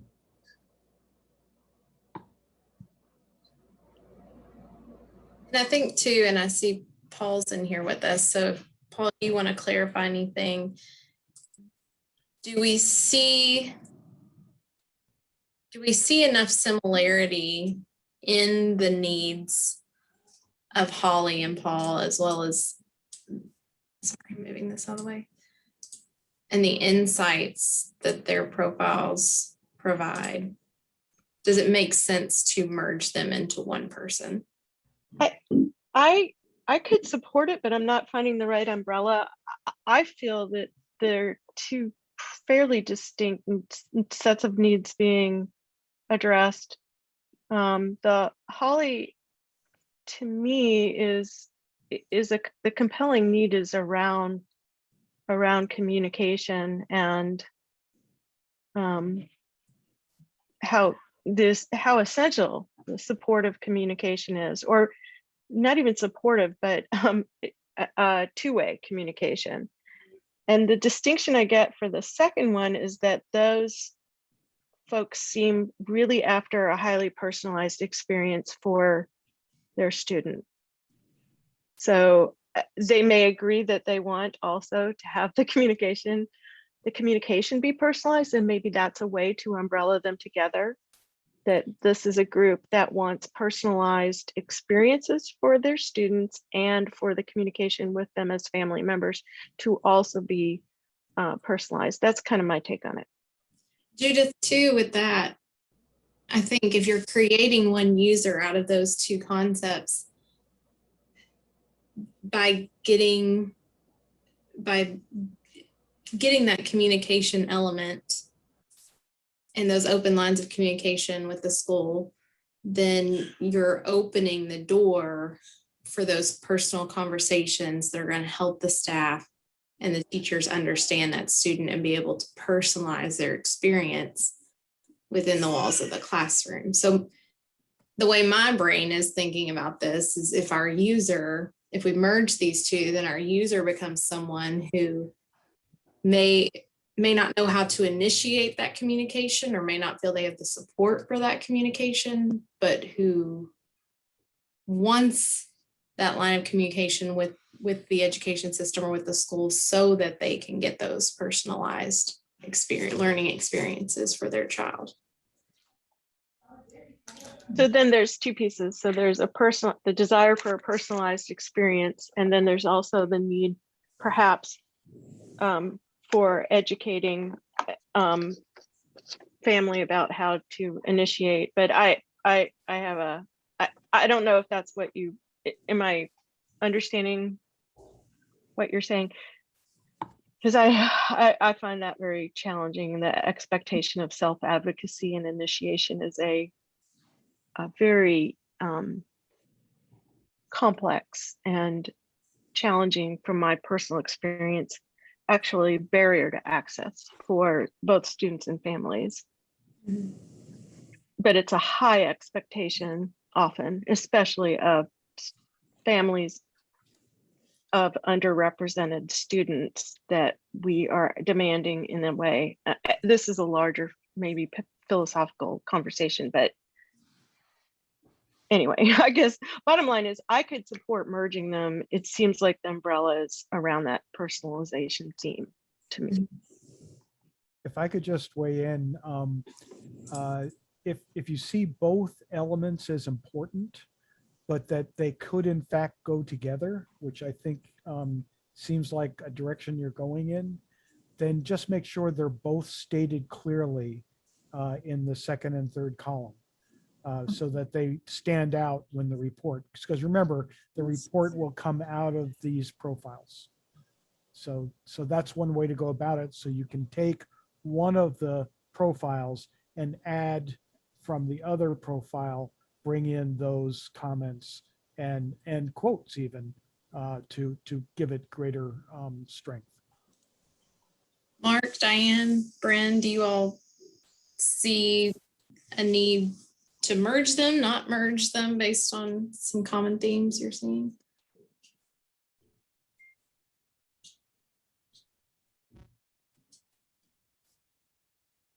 There's always a way. But Yeah. yeah, I mean,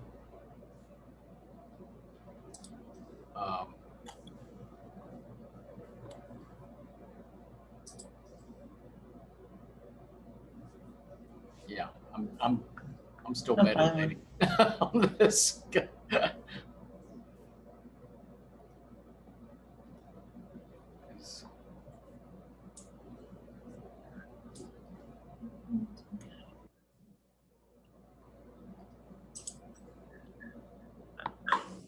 It seems like, you know, you've got communication and identity as all the common elements that stand out here, you know, and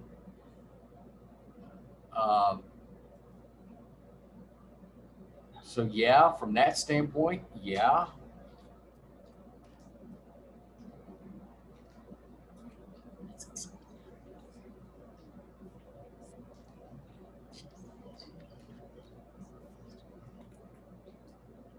It'd be like one of those politicians, it all depends.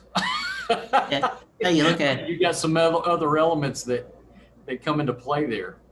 But if it's communication and identity, and those are the big themes here, yeah, it connects all of them. So.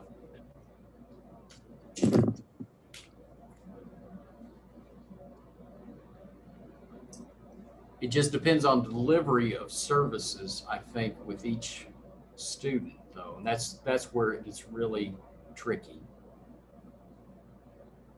and making sure that that can actually work to everybody's benefit.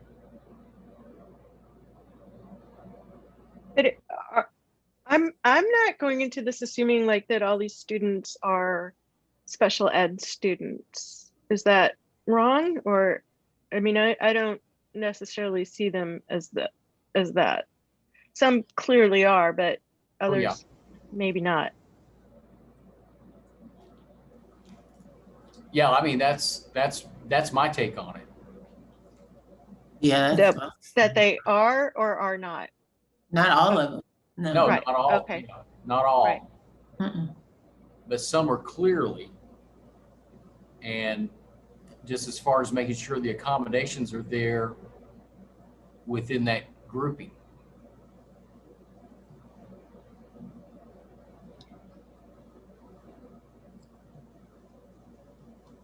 I'm thinking too hard on this.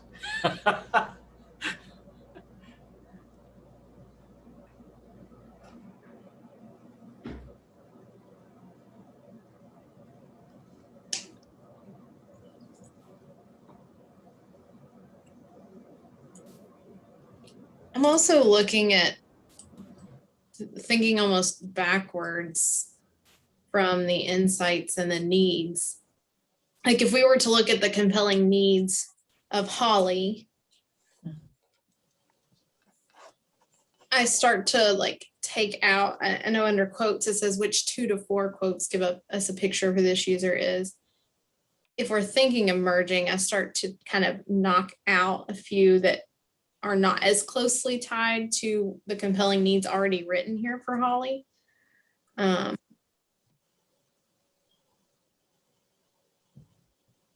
I'm trying to think.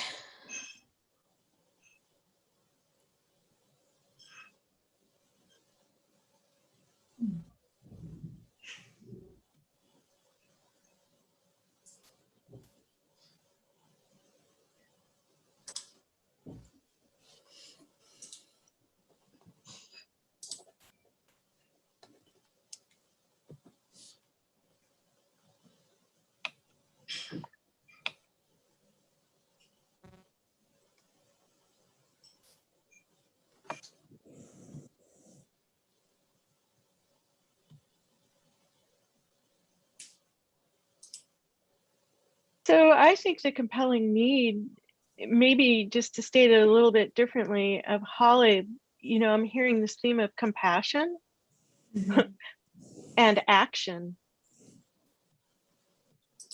So Understand. yeah, like the first quote is like, it was this, the teacher, I think, is expressing the need for empathy and support and and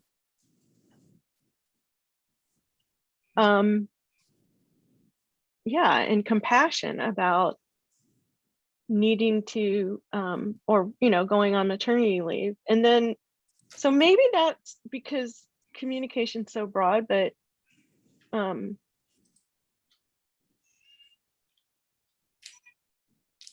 just tossing that out. How are we doing on time? I think we have about 10 minutes.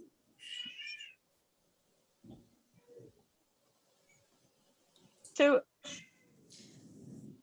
that's where I see that first and second one going together, because if we've created that system of compassion and communicating with these stakeholders, the teacher, the parent, then we see in Paul's that connectedness, that they're able to do those things. So when we have, if the compelling needs, if we were to meld those together, this person needs a system that will create opportunities to connect, to communicate with the member, and then act. I don't know who said followed by action of right.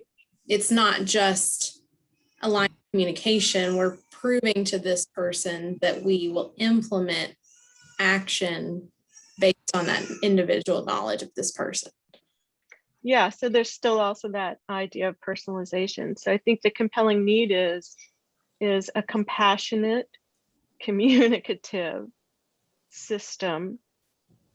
I'm just trying to language it, but maybe that's the compelling need that could combine both. A compelling, compassionate system that takes action in an individualized way. I mean, directly so if it's compassionate enough to be attentive to an individual need and flexible enough. How does that sound? It's personalized, continuous improvement. So it's like seeking to understand. Mm-hmm. Yeah. So it's equity, meeting the needs of your kids, but you got to know them first. I mean, that's at the end of the day, it's about meeting kids where they're at, knowing the families, listening, right. Engaging them, and not just the families, but the educators as well. Because I went into initially at least every meeting with my son's schools, and educators saying, I want to know what it is that we can do to make it as easy as possible for you to support my child. What does that look like for you? And people are shocked. Well, because I know that if the person who's educating my child has their needs met, then his needs are going to be met. So it's personalized learning for students and staff, just getting to know each other, understanding one another. It's not so much about the content in terms of learning, at least to me, it's capacity building and relationship. Just understanding each other, just meeting, knowing one another. Yeah. The relationship's huge. You gotta, if you don't have relationships, you don't have anything really. That's that foundation. I agree. I think it shows up in one of the other profiles, but it's, when we talk about taking action on the information we gain from knowing those families, it's like the person I interviewed, their first interaction with the school was at an IEP meeting, and the teacher said, "Why did your kid have this?"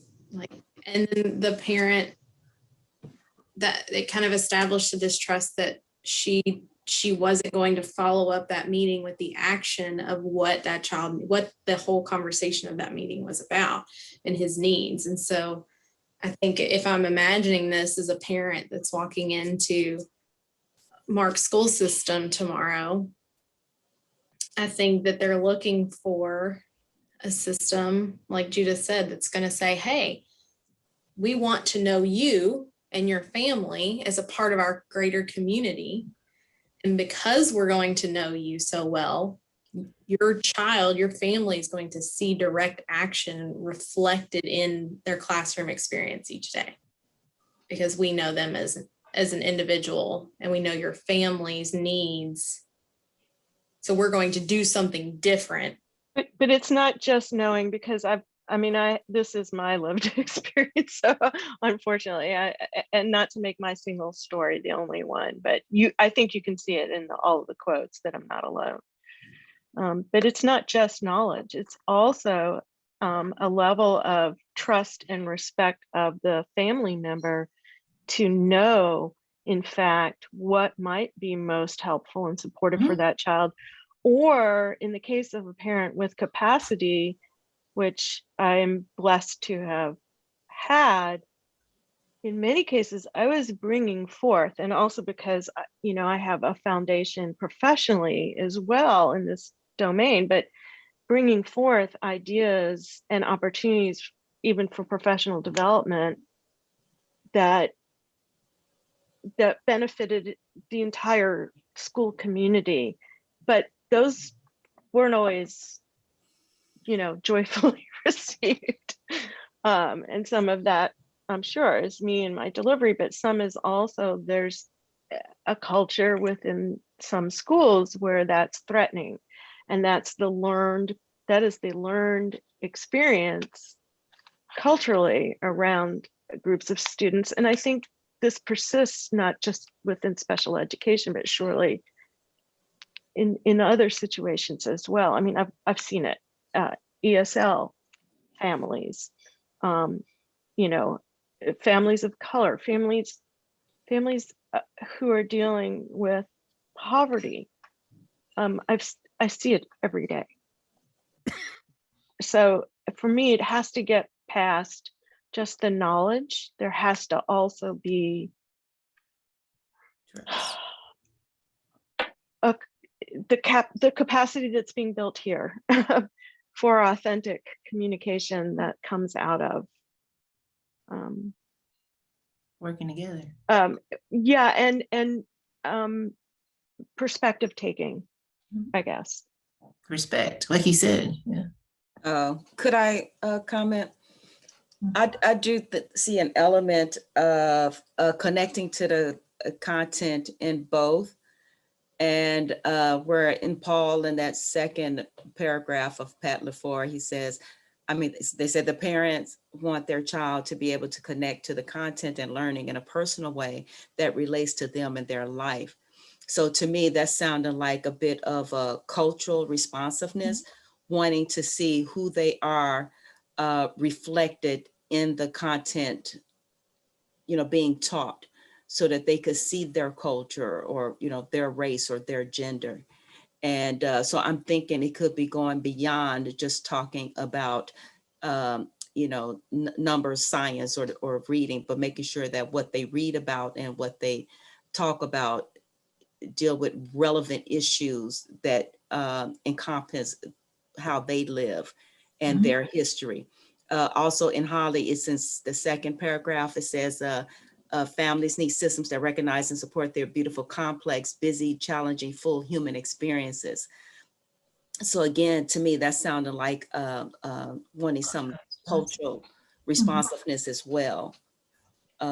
Because that is part of the whole child, but sometimes when we speak of the whole child, we don't necessarily include that cultural part. And so to me, this is a good place that maybe it could be a separate profile or a separate category, but yet merging those two, but creating a separate profile that deals with cultural responsiveness.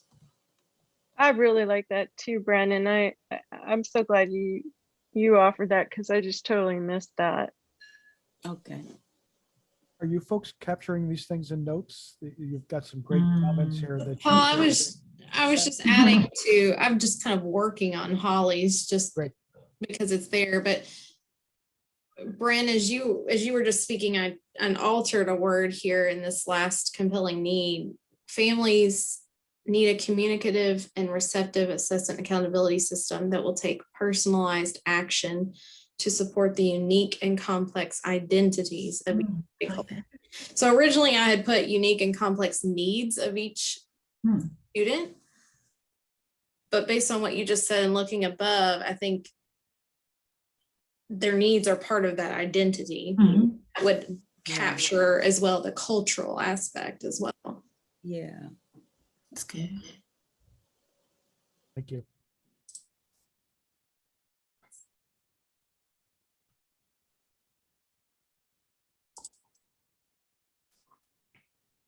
Oh, good. Mark says he's taken some comments in slide 9.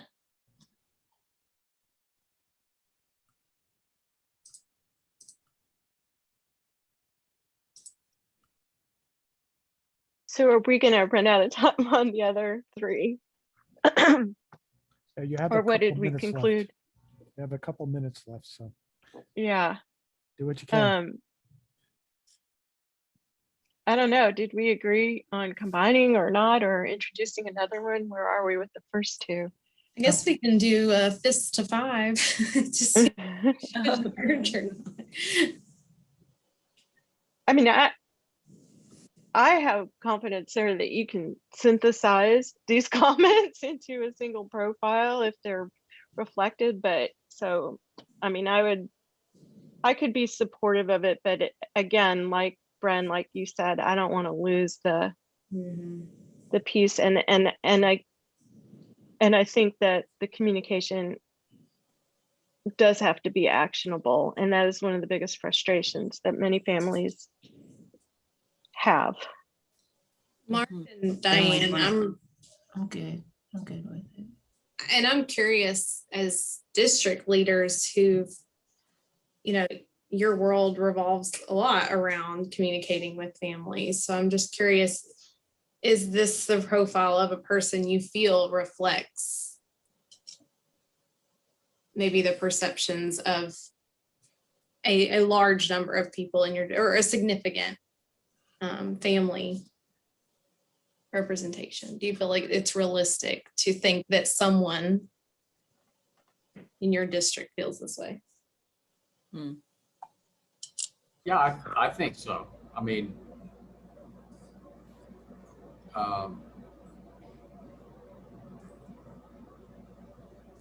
just from my standpoint, we, and in the environment that I work in, we try to, and I've been in the business a long time, just, working with parents and being responsive to what their needs are. And, I've really have tried to work toward non-confrontational type situations. And I think that's where, everything seems to work that way. I don't know, so as far as being able to, and I may be totally off base. I'm just, as far as trying to meet needs. And that's what it all comes down to. And it's all individualized Sure, It's definitely. not, none of it's one size fits all, and none of it's the same. You can't just check a box and say you're done. Yeah. I mean, each. But I have to offer my experience, and again, the experience of I interviewed actually now it's up to about 12 families all over the state who all have special ed students, and this is what I do full time as an advocate. And unfortunately, the consensus is that the experience is mostly a check off the box, that the focus is so much on compliance that the student gets lost. And, maybe that's not true in every district, but I think that's being lost here. I mean, there's also in the other three, I guess, something else that I wanted to pick up as a theme. I agree it shouldn't be that way. We can all agree that it shouldn't be that way, and hopefully it's not in most of the cases. But I think there's a real fear of speaking up. I have educators who tell me how frustrated they are that they don't feel that they could be heard, or that it's not safe to advocate for a child. And clearly you're not administrators who are creating that kind of a culture. No. But but it's out there. Yeah. Oh, I know it's out there. My brother lived it. I saw it up close and personal. I know, and that's why I'm so committed to that it doesn't happen. So, so that's the piece that I'm not sure is yet really here. I mean, the level of, it's not just concern. I mean, understand. I have encountered all too many educators who don't have the training they need, who don't have the resources they need, who are discouraged from asking for those things. Or they know that it just doesn't exist, so why bother asking, which can't blame them there, but there's also, we also have, and we're not hitting on it, a tremendous need to shift our thinking around who educates special ed children. If it were up to me, there'd be no such thing as special ed. We would look at every student as a student first and foremost, and create systems that would support them. And so for some students, that might mean, like an autistic student who's totally overstimulated in a traditional setting, it might mean that that student might need occasional time away. For other students, it might not. But that's blasphemy among my disability peer advocates.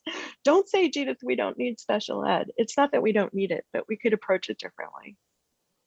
Think outside the box. Yeah. Yeah, that's a good point. And I think over the years, unfortunately, that term has taken on somewhat of a negative connotation for the students and the family, to where they maybe resent the label or feel as though it's a insult. And maybe that's because over the years, kids have made fun of kids in special ed. So they've come to resent it a bit. So maybe we Totally recording. Nailed it. Okay. So we have these 3 profiles to look at, one of which has a note on it about maybe we should consider splitting it into 2. There might be 2 kind of different key ideas there. So if you'd like, I could just share screen. I put in our chat the link to all of these. So depending on what your screen situation is, you can pop in there too. But let me just open this up. I'll do a little share screen so we can see ours. Since I do have that, we'll take advantage of me having that user ability. Here it is.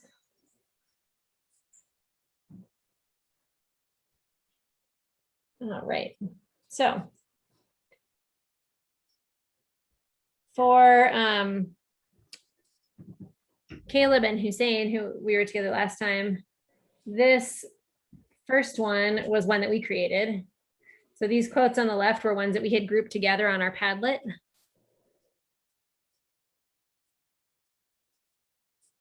And we had identified those as being about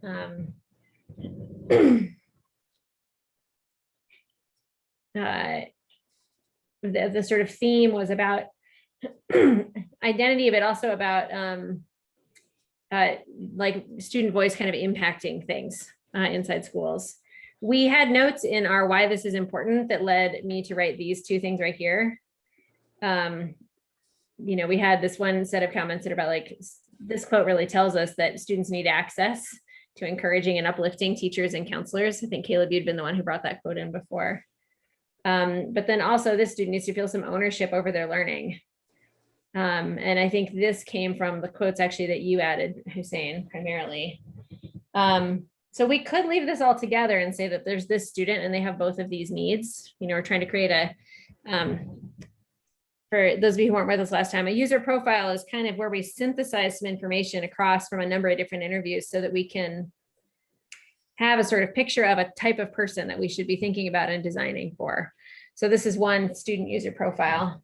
So we could leave it like this and we could have both of these needs together. Or the suggestion here was we might consider taking some of the ones that really relate to needing access and encouragement and relationships, basically, and sorting that out from needing ownership and agency.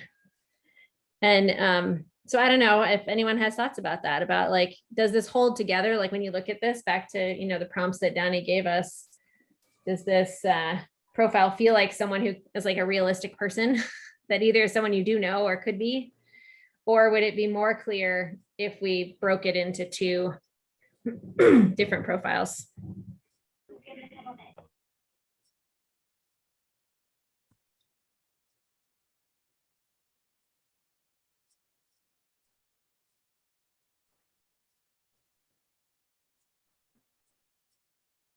Do some highlighting of what I think could go together.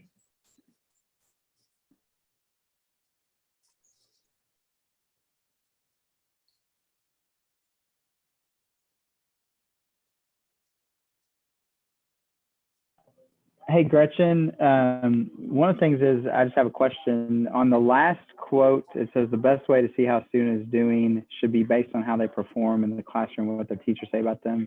Mm-hmm. Is that a necessary quote for this profile, or you know, it's That's something another, I'm not? yeah, Yeah, that's another I'm great just question. asking. Yeah, I'm just asking a question. Yeah. If it's anxious, is it Aisha or Aisha? I'm not sure. Aisha. I don't know. I mean, I was just asking a question in terms of having that type of profile. Yeah. What do others think about that? This does seem like maybe it's a little bit of an outlier if these are the needs that we identify. Hussein or Caleb, what do you think about that since you were in this process last time?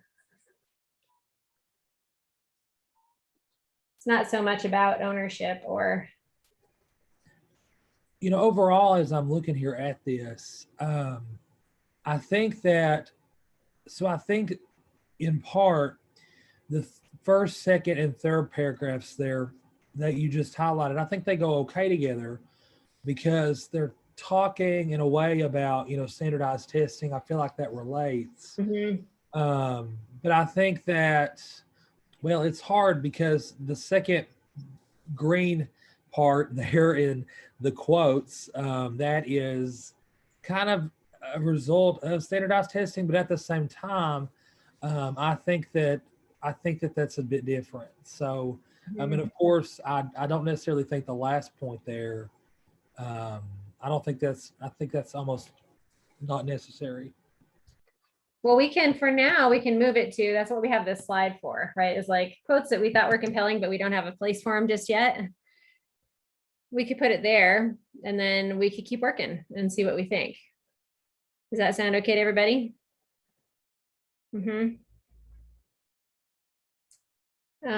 So then, and we also could decide this quote here, you know, about being in the high level math class. I could see that being relevant to either one of these needs, and we can repeat it. If we decided to split this into two, we could actually repeat that quote in both places. Because as you see, it does. I think that's a really good idea. Okay. Just using the quote twice. Now, I will say the only thing that comes to mind here, and I'm curious to hear the rest of the group's thoughts on this. I think that the insights there that relate to each of those they almost do a good job tying it together, but at the same time, I just think that the two separate profiles is a good idea. Okay. Based on our conversation last time, and Hussein, I'm just going to keep calling on you like as though you can chime in, but I don't know if you can or not. So don't be bothered if I ask you to chime in and you just can't. That's fine. But I'm just going to keep inviting you.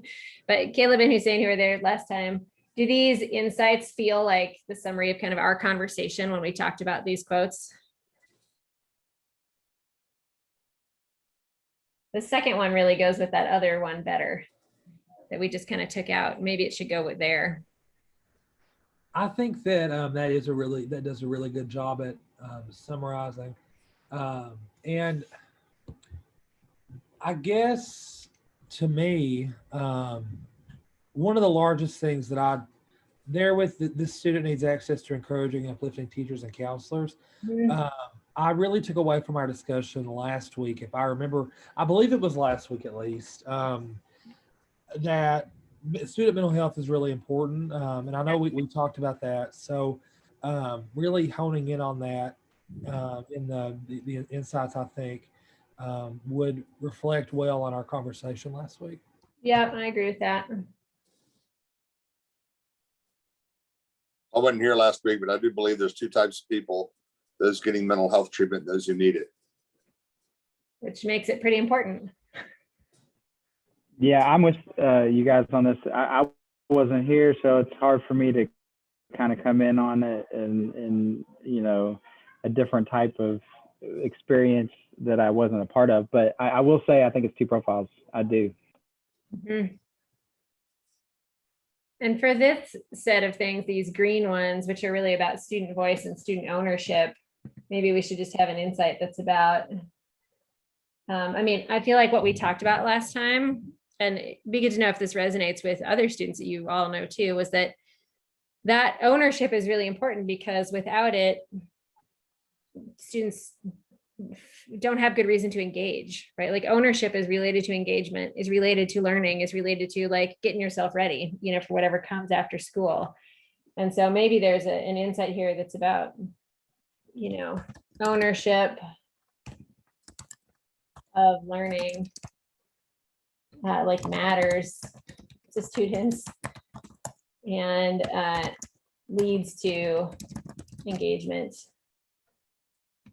And I don't know, something like this. That I feel like we had a lot of conversation about, like, if you don't get to make some choices, if you're stuck in these places, if you go to math class and it becomes a testing class, what's your reason to stay engaged?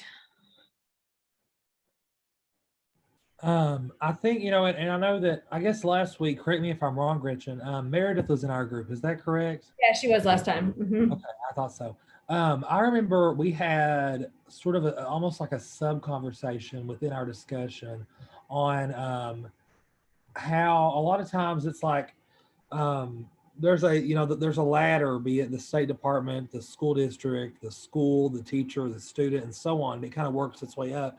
I know we talked about responsibility and also accountability, and how sometimes a certain person is blamed. And I thought that was really interesting. And I'm wondering how we can sort of add that into our insights.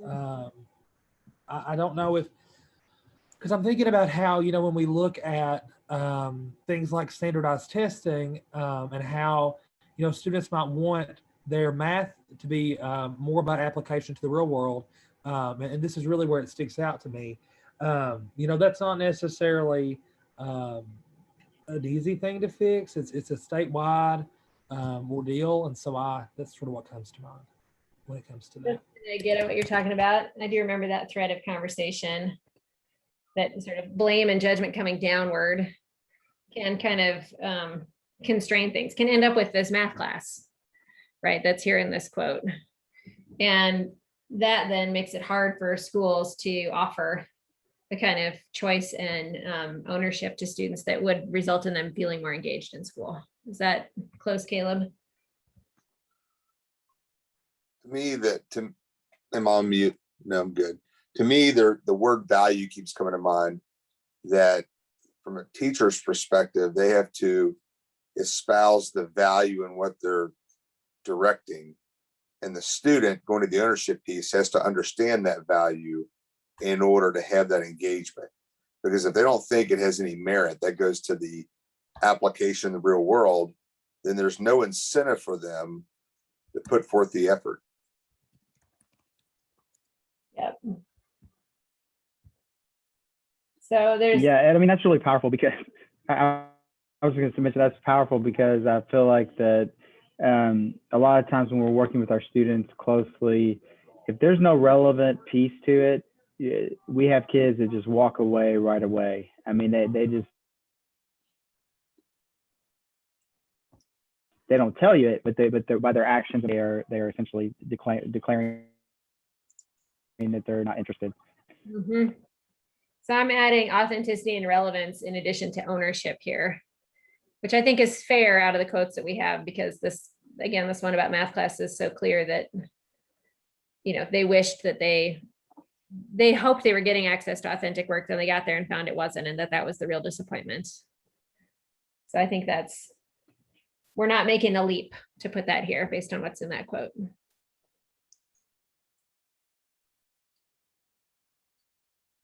Okay. So if we take the things that are in yellow, and I'm not going to do this right now because there's nothing more painful than watching someone else edit a document. So I'll do this after we're done talking. If the yellow things go together and if the green things go together, do we feel like we have two profiles that meet these criteria? So I'll go back to these. We're about to have a fist of five. Y'all get ready. It's about to happen. The question is, if we sort them that way, these two, does the profile describe someone who we think is realistic?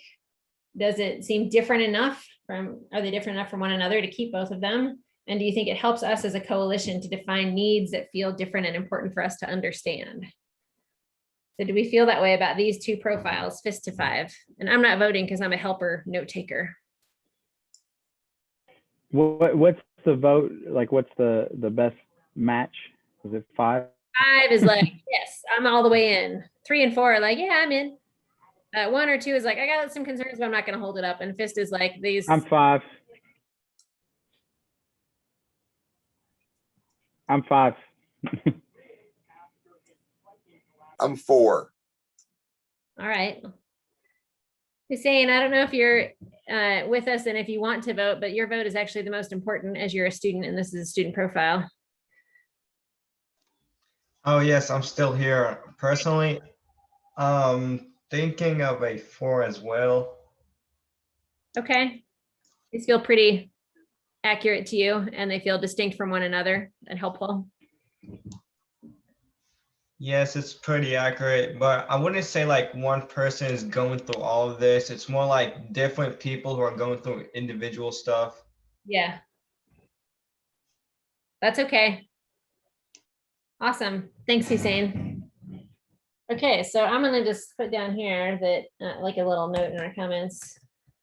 We gave the okay to this.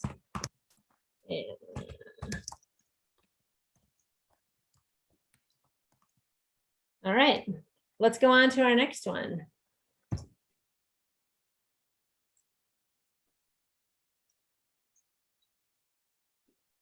This one is a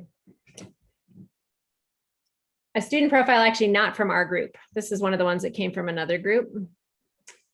Except I did pull in there this quote that was from our discussion because I thought it was related. So I did a little bit of combining here, but this is a student quote from an empathy interview. And this is a student who's like, I would describe them as, you know, feels like this stuff isn't fun, but it's our job and I do it. And I really don't know why other kids don't do it. You know, so responsible / potentially disgruntled student, maybe. And I added to that this quote, which actually I think came from a parent, but is of a similar tone. that I learned some things in school, like group work, when I was assigned to groups that I didn't choose from. I learned a lot from those experiences, kind of whether I chose them or not.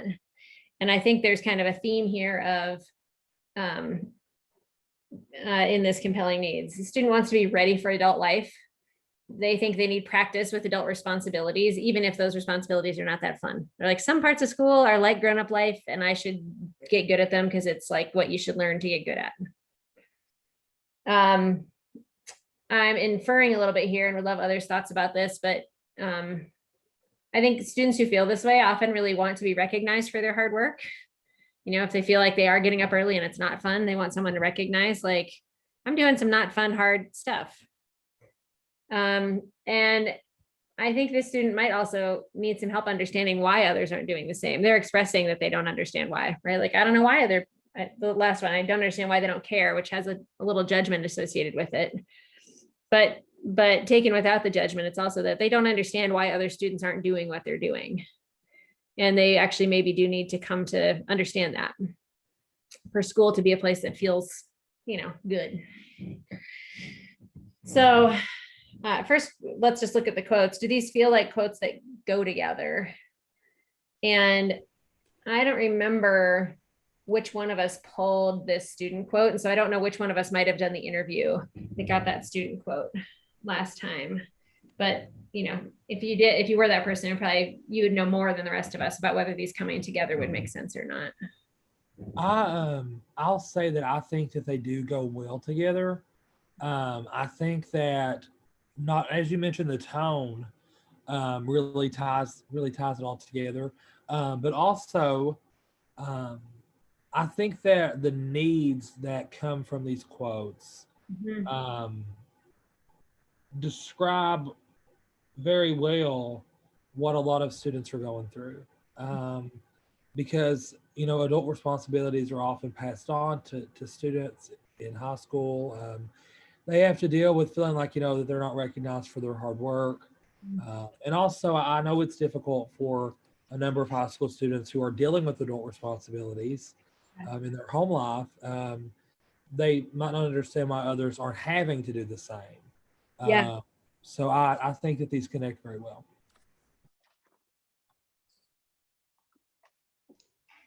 Personally, I also think that these do go well together because after reading them a few times, they all give like a certain message saying that it's not really fun sometimes, but you still got to do it. It's a job. It's a requirement. You have to go through it even if it's not fun. Being a lawyer and full of semantics, I would probably say the student would like to be recognized for their contribution. Hard work is, I'm not sure that's hard work. It's just a commitment. And then going to the second piece there, the student needs help understanding why others aren't doing the same. I just think it would be the student needs help understanding why others think differently than they do. Well, maybe think and behave. They can behave differently than they do, because it really is an understanding of why people behave the way they do. So a kid that's failing, it might have more than just they're not motivated. It might be that they have a horrible home life. It might be that they're, you know, being raised by a single parent. It might be that they've got peer pressure from other students that are involved in the drug world. There could be a lot of things that motivate why they're different than that student that's motivated to achieve. Yep. I think that's a good revision. And I love having a lawyer to wordsmith in our group, so thank you for that. You're welcome.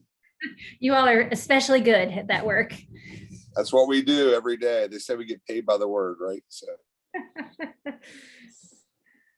Okay, so if this is, if these quotes do hold together, which it sounds like our conversation indicates we mostly think they do, and if we think these are their compelling needs, are there some insights about assessment and accountability, or just school systems, right? We have these questions. What insights does this user have about what is working or not working? What would they ask us to remember as we try to reimagine assessment and accountability? What do we think the person would say about what's working and not working? What do they want us to remember?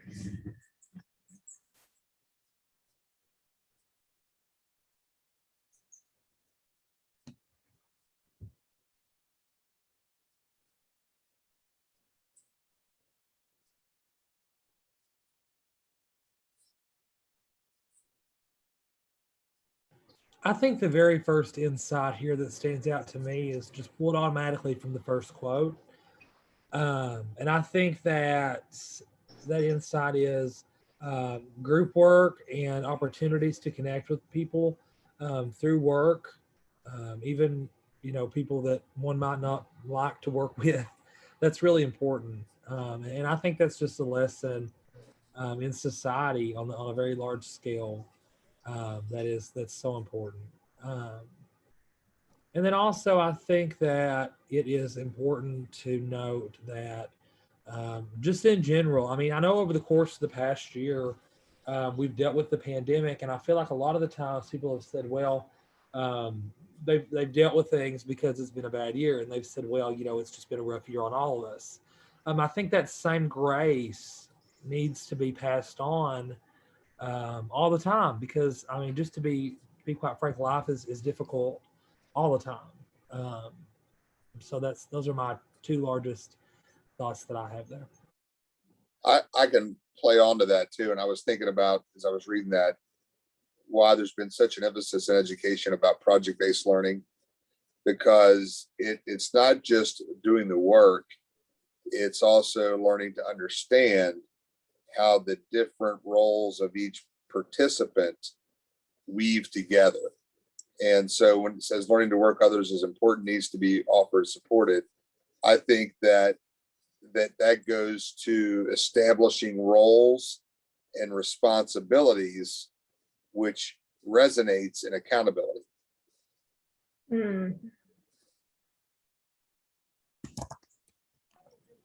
Yeah, I would just add collaborative versus competitive.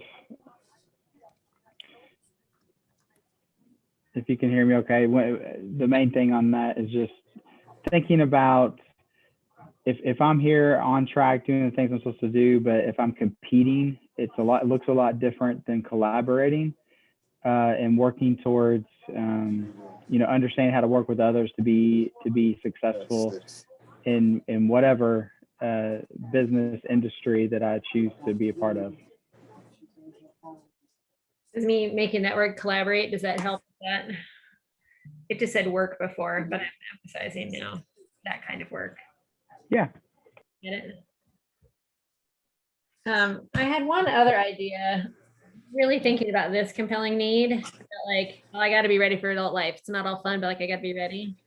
When I think about accountability, I feel like this student would want they would want good decisions basically about this, right? Like, okay, if it's really important for adult life, make us all accountable. If it's not really important to adult life, then stop, because it's hard. I have a lot to do and it's heavy. I think they might want that to be, they might want to know that's really true. Like, this is really needed for readiness. This is maybe not. What do you think about that? I could try and write that in words so you can react. Sorry, that was a little bit blubbery.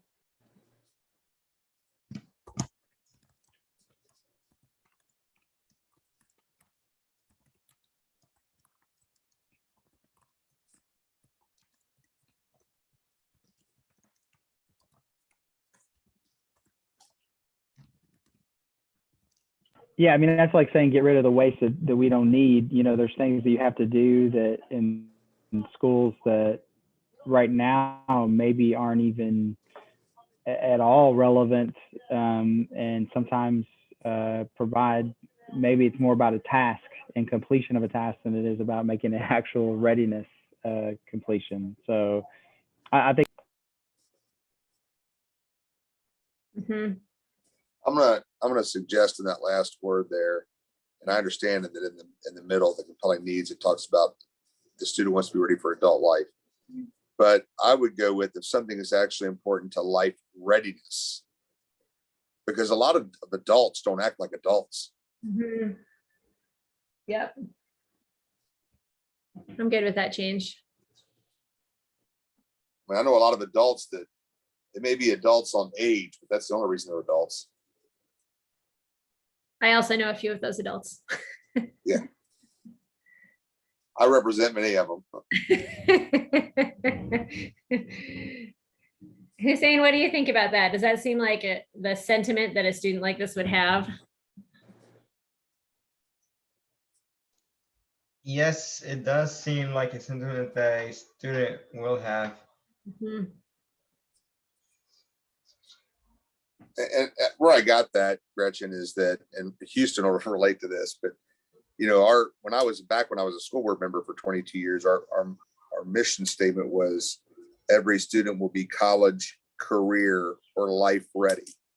Yeah. And you know, I think part of what we're trying to strive to is that we not only create people that can meet certain skill performances, but they can deal with the world that is a changing target. Mm-hmm. Yeah, you know, and there is something like this is more like a connection I have to this student's voice, but there's something to like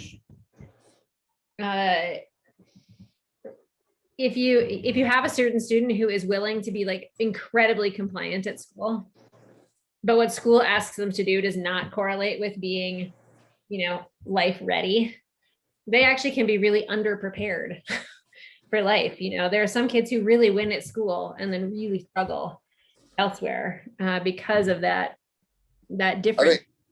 Yeah, I agree. I think On Track Mac is like a gifted student that might perform well in the classroom, but not function well in life.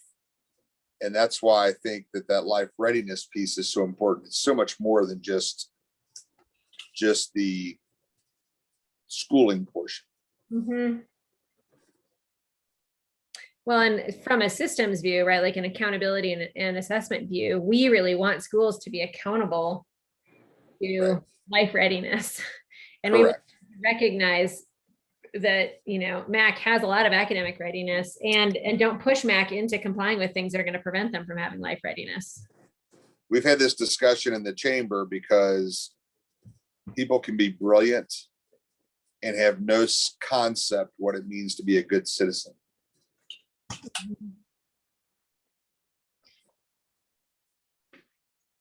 Brilliant academically, but you know, it's like I always tell people that, you'll laugh, this is just a side note, but people all the time tell me, I voted for you. I'm like, they go, well, thank you, but no, you didn't, because you don't even live in my district. But they don't know that. Yeah. You think they would if they pressed the ticket, put the ticket in. Yep. No, I think too. Yeah, I think on the On Track Mac, it's also a kid that knows how to play the game. You know, play the game, and stay on task, and yet not necessarily pick up the life readiness skills, like mentioned. Well, and it seems like there's also something here about like, you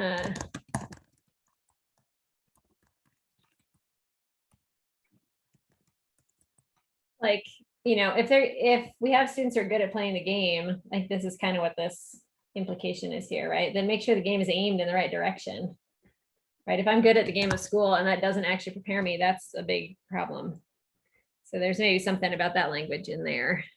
And boy, I think that's so true. That's dead on. I think that explains why kids can graduate at the top of their class and get to college, and we hear back from the colleges that they have to take remediation because they're not ready. They played the game of school to get with the grade they needed to get out of school, but in application, it just wasn't effective. So accountability should cause schools to make sure that kids who play the game well, the game of schooling well, are actually ready for life after school. Maybe that's a better way to say this, or just another. We can have 4. I can look what I can do. Boop, boop, boop. Which is fine. We're overachievers. Look at us. We must be On Track Max. We know how to I play the think game. Just to add to that, Ed, too, the resiliency part is huge because I do think kids who can be on track don't have any problems at home necessarily. I'm not saying that they will or will not, but a lot of times there's resiliency factors that kids pick up. I've noticed in different settings, and I'm not going to mention schools or locations, but I've had kids who do really well in school, graduate from college. Like you said, but I see them working at Starbucks, and then I see another kid who struggled and they're running their own business. You know what I'm saying? I mean, like, I'm not saying that's every case, but the reason is some of the resiliency factors helped that kid out when they had to go through some tough times. That matters. Agreed. No, I fully agree with that. I mean, I've seen those kids that succeed, never thought they would succeed. Actually, your comments about Red earlier are kind of on point with that, because that's a kid that had, where a stint in jail for some people would devastate them for their life. And in some, it'll spawn them on to greater achievement. And that's the resiliency, because a kid that's never, been in a family that's always taken care of him, always had everything he needed, gets in trouble, then that could devastate that kid.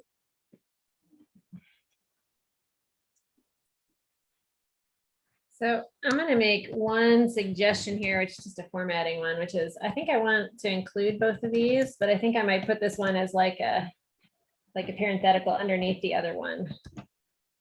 Like, these are maybe two ways to say this. I agree. That's fair. Is that all right? We would call that paraphrasing in the legal world. Excellent. Look, I'm becoming a lawyer on this call. You are. Okay. Well, so let's fist a 5 on this one. And again, it's okay if you have a 5, it just means we're going to go back and look at something. But the question again is these 3 things. This is describe someone who's, realistic. This is a realistic view of a student.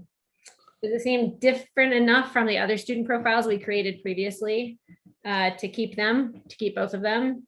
And does it help us define the needs that feel different and important to understand as coalition members? So where are we on that? Fist to 5. Fist being like, nope, I do not support this profile. I don't think it meets those criteria. 5 being like, awesome, it nails them all. 2 through 4 being somewhere in between. What do we think?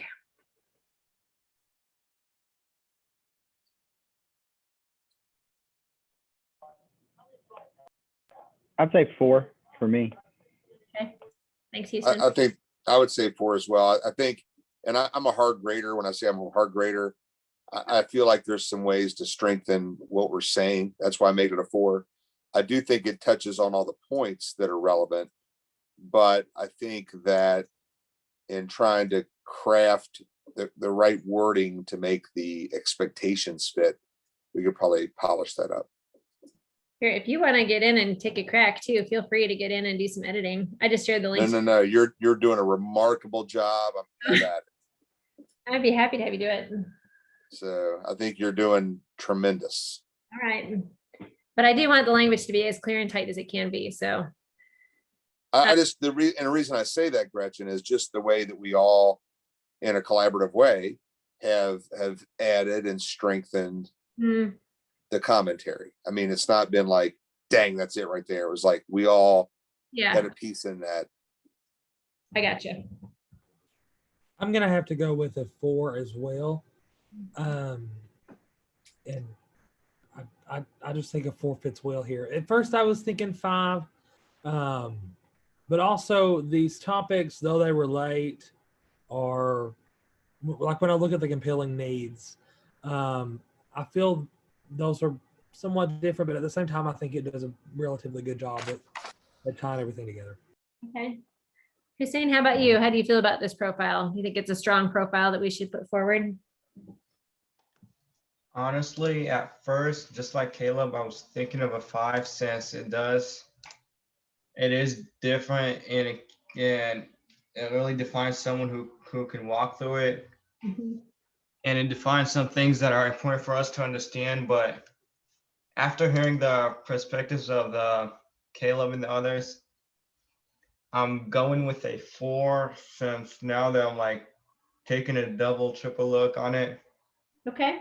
It's like it's good, but it's not perfect. Like it's off a little bit.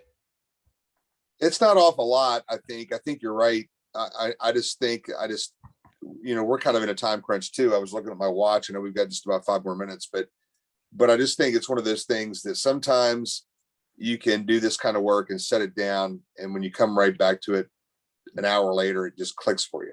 Yeah. So I just think, because we're all thinking out loud here about these things, and I think everybody's made very valuable contributions.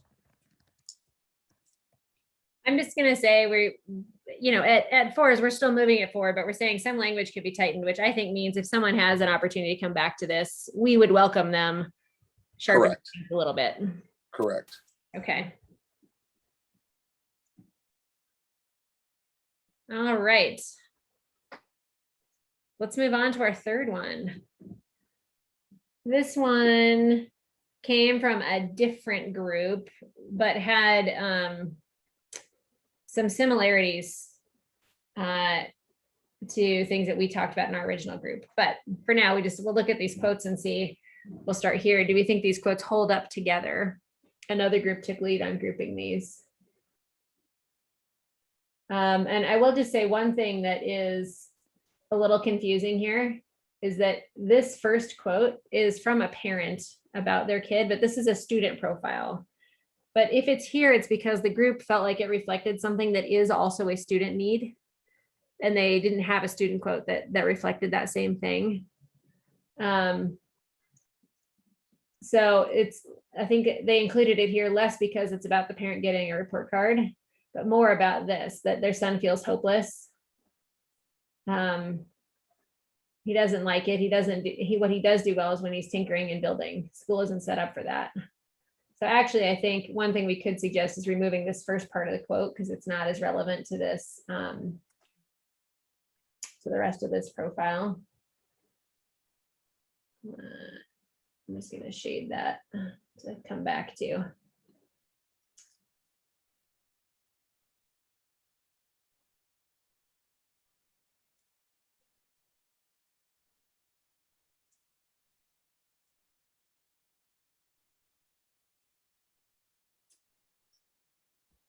Whew. We're about to get sucked back into the main group. I just saw the alert come up. Well, I was thinking, I swirled ahead to the compelling needs. Yeah. And at this, Houston will laugh because, especially with me saying this, but this is like the cry for school choice. But I'm a school choice guy in the sense of public schools. Mm-hmm. So that's what'll make Houston laugh. Like Ignite Institute was created because of this kid. You've seen Ignite, haven't you, Houston? Yeah, I love Ignite. I'm all about school choice. Same with you, man. I'm 100% in, but it's got to be public school choice. That's exactly where I'm at. I don't care where a kid goes to school, but public school, I'm 100% champion. Even beyond that, but within public school framework, Correct. So, I love it. This is a tougher one. I'd want to spend some time with this, to be honest with you, because there's a lot with the hands-on. I'm a little bit, that's kind of, I don't know. There's just a lot to it. There is a lot to this one. Yeah. I think the theme is sort of like the way they're asking me to do school doesn't fit. And I don't have anything I can do about that, right? Like I'm stuck in a thing that doesn't fit. I know it doesn't fit and I can't do anything. Welcome back to the warm embrace of the. Good to see you again, Stacy. You too. You too.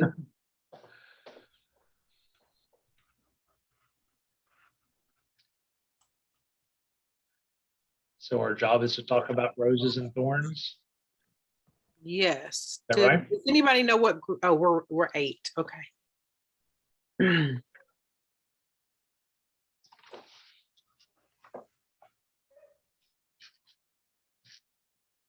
So are we all supposed to put one in? Or are we supposed to, as a group, put one in? We got 7 minutes. I'm not sure if we're supposed to do one for each or just decide on one. We could start with just one and see how the time goes. Anybody have one in mind? I mean, I could easily talk about the students that come to me, usually because our regular system has failed in some sort of fashion. And for some of them, they've literally been shunned or basically been told that they won't be able to make it.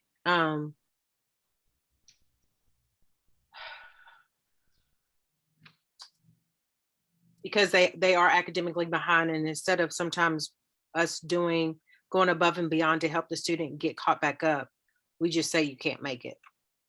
But then the rose of that is they come, then they do make it. They walk across that stage and they graduate. So I know that's a shortened version. I could add more to that, but that's just, if somebody has something else that they would like to put in there.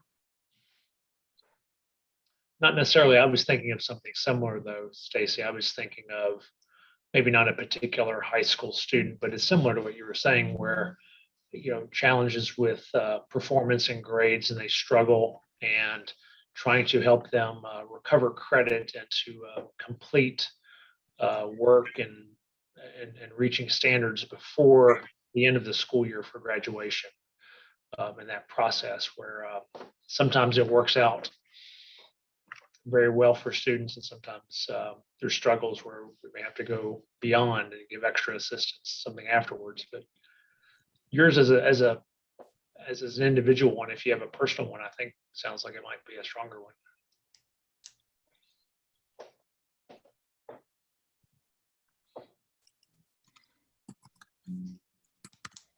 Well, I can originate from the elementary world, so mine was a little different and a bit more generic than that. I think I was thinking more, I was taken back to the moment of, it has been ingrained in our minds to teach to the students' needs, to make sure they get what they need, and we differentiate, we do whatever it is above and beyond for them, but yet then they are all tested the same way, no matter what. And and I'm an old writing teacher, so that's a big thing we always saw in writing, is you see the growth. So I came from the mindset, if there's a way that, project learning, different things have always been thrown around in the last few years, but something that is more personalized to the kids, or something, even a system that could show growth, as opposed to just that one standard test that our kids have been taking.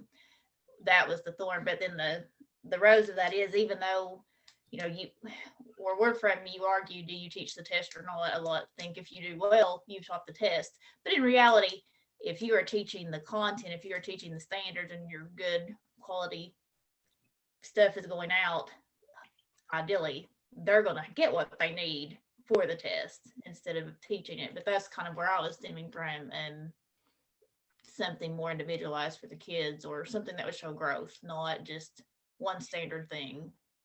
Yeah. So, but I like yours better, Stacy, what you had. I'm putting yours in there too. You made me think of, with your description about, just different assessment types, like, if you have a multiple choice assessment, are you really getting a good idea of what they're thinking? And you're talking about teaching writing, that, that's the hardest type of assessment to score.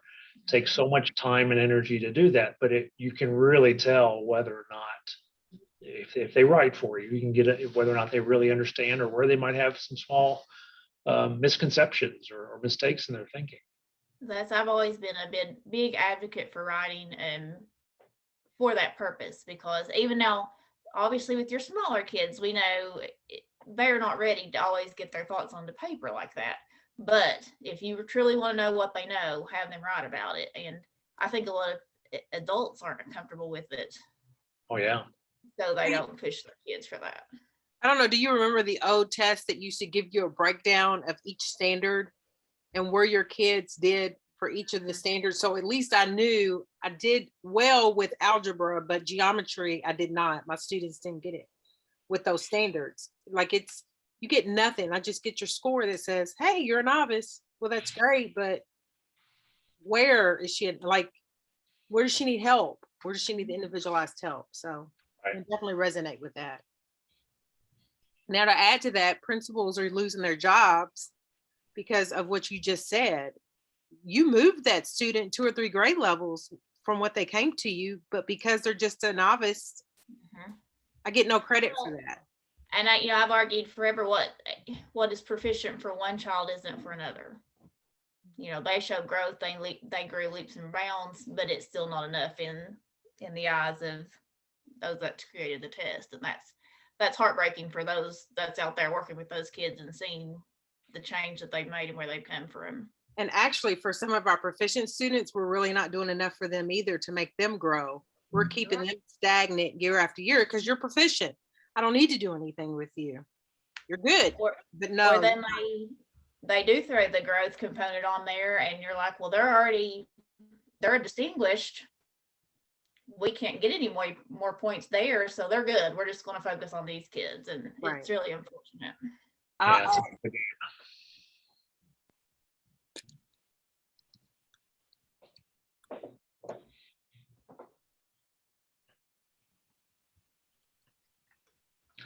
well, that was good conversation. I appreciate that. I'm sure we'll see. Thanks. If you're currently recording, you can take a pause on that. Keep it.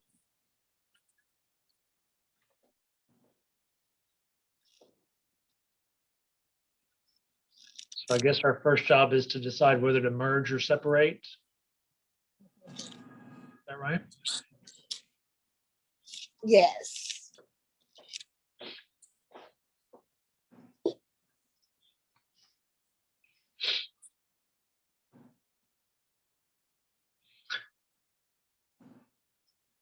Looks like we have 2.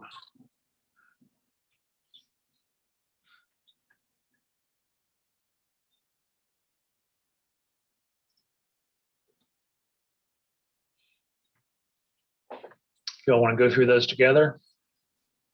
Sure. Everybody have the doc open with slide 3 for, it says family user profile name in the know, Inez. It's located in the chat, right? Yes. Could you share it in this chat because I didn't download it before I went into the room? Sure, I'll try to do that right now. Thank you.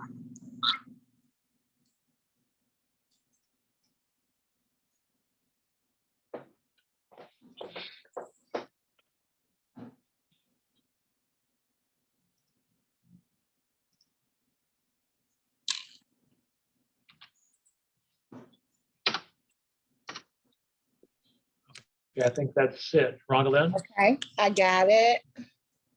we should be, hopefully that should say group 8 user profiles.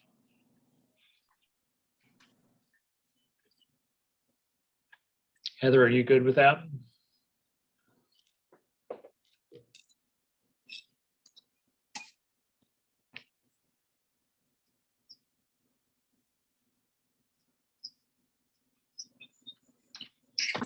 Sorry.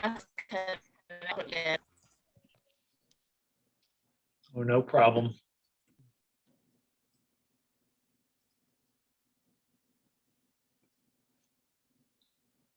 You said we're group A user profiles? Group 8, yes. Okay.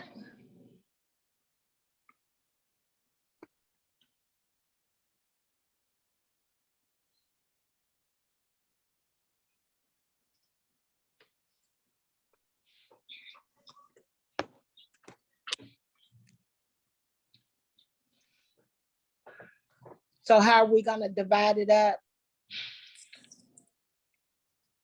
Well, I think the question is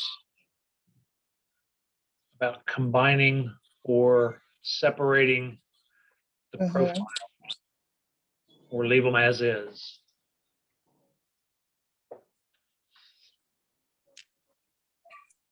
So let's just read the first one. Okay.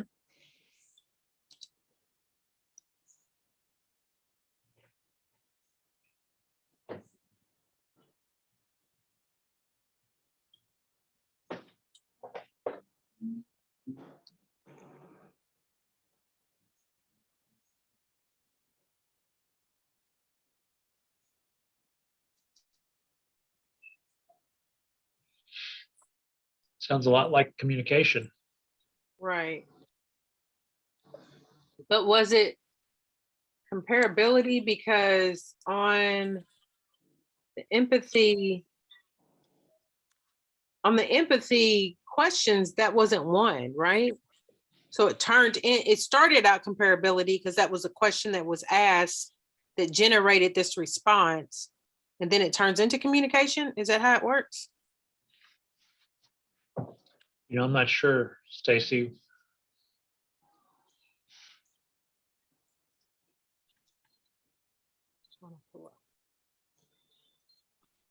So we've got in the know Inez, I'm assuming in the know because of the communication. These were clustered as comparability, like you said. Is that your quote there? Yes, one of them is. Okay.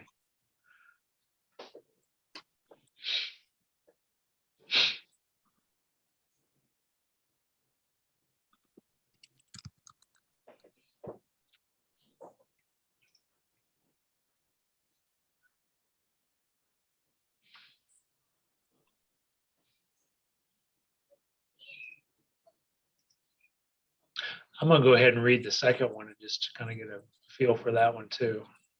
Okay, go ahead.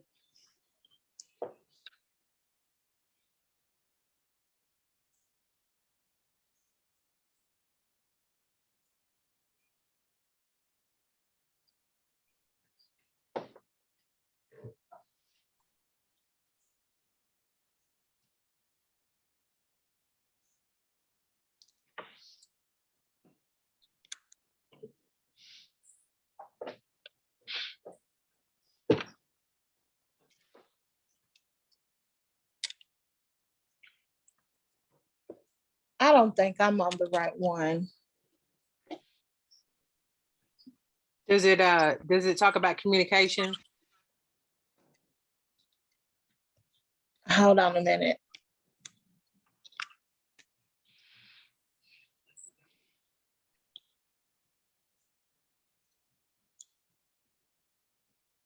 Yes, constant communication with parents about academic and behavior. Yeah, that's it. Okay.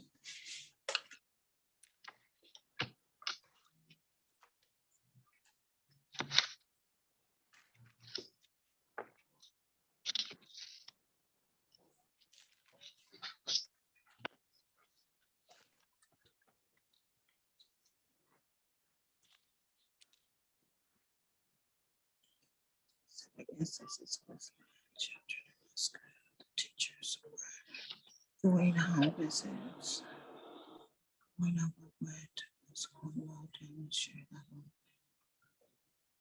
So they're both about communication in a way, but one's communicating more about an app, getting things from Infinite Campus. There's one for teachers sharing things they really need to work on between now and the next test, conversation about. Mm-hmm. And then Inez, the first one, they're talking about proactive teachers, communicating with parent, trying to push the student, teachers doing home visits. Share, that's the exact same quote, isn't it? Yes. Yeah. And I gave feedback to parent involvement surveys. It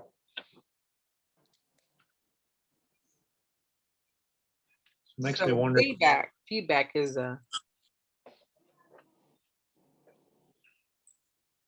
Feedback is what? What did you say? I was thinking like the top one is like they're both communication. Yes. Yes. One is more feedback to the individual parent about the student, and the other one is communication, like a two-way communication between the school and the parent. Mm-hmm. Yeah, so informative type communication, if that makes sense. Yeah. Yes. So I guess we have to decide if we want to keep those two separate or combine them into one, if I understand the directions correctly.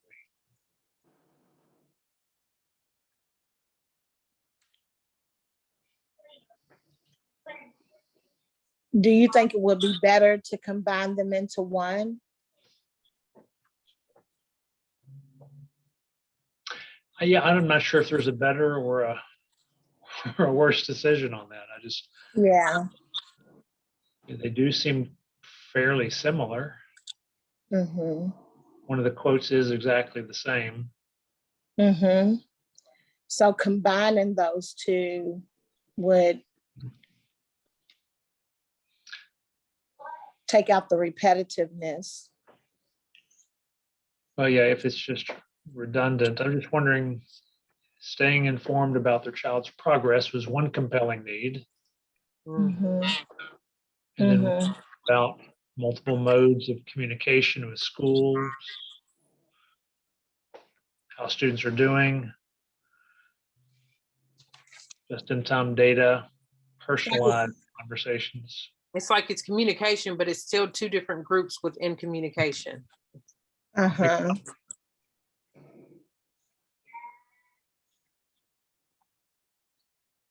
So within the communication, you're addressing two needs that should be addressed. Right. And what are those two needs that you're describing? The two needs would be the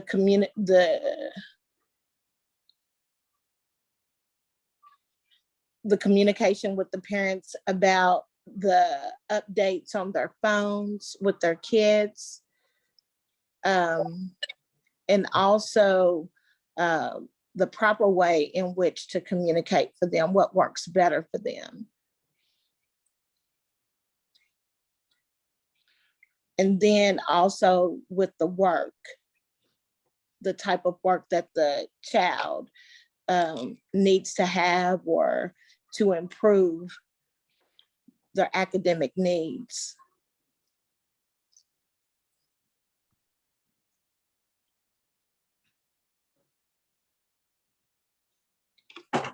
So really one is about communicating what is the best way of communicating the child's academic needs, but one is specifically about how the communication should take place. And then the other is addressing the academic need of the child. But like she said, it's still communication.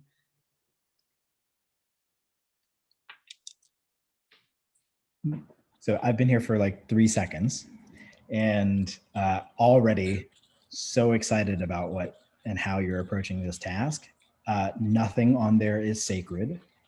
It was just some of our thinking. So Reverend Randolph, that's, yeah, everything there can be sort of muddled around. And so I just want to acknowledge and appreciate that.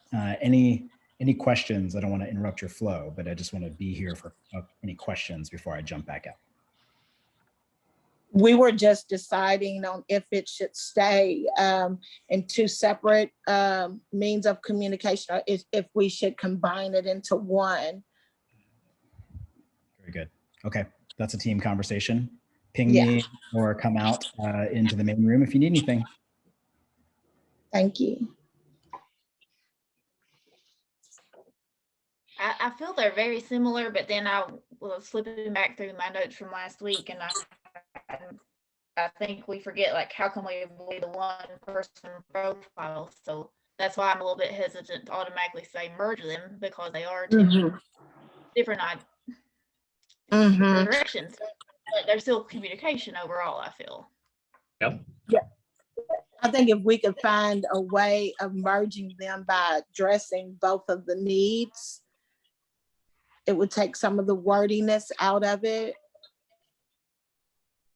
Because I feel like I'm with you, Heather. I feel like we've got ways to communicate to families just in general to keep them in the know. But then you have specific feedback that you give to the families once you get about student progress, which is a totally different type of communication, and methods should look differently. One should be both should be detailed, but that feedback to the individual parent about their student should be extremely detailed. And Right. Very specific. individualized. Very Right. Where the feedback, where they're in general, we're having this forum.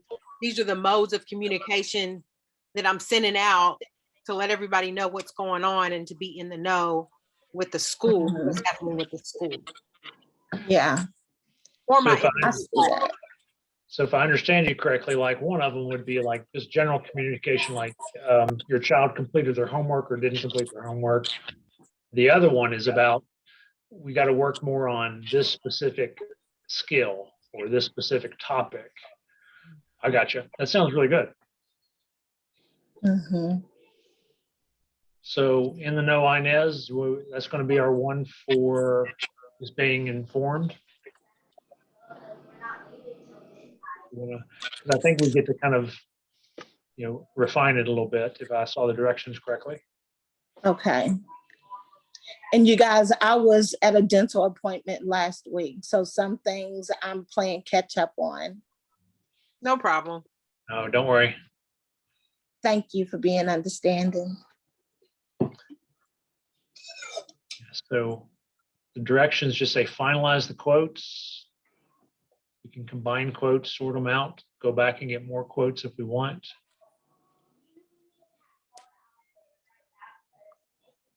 And then draw out some compelling needs.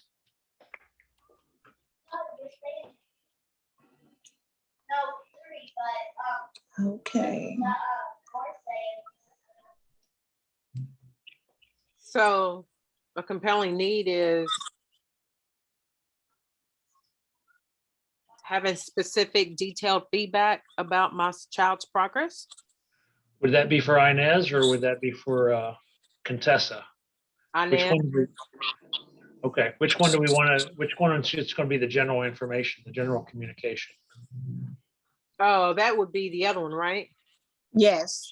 Yes. Contessa?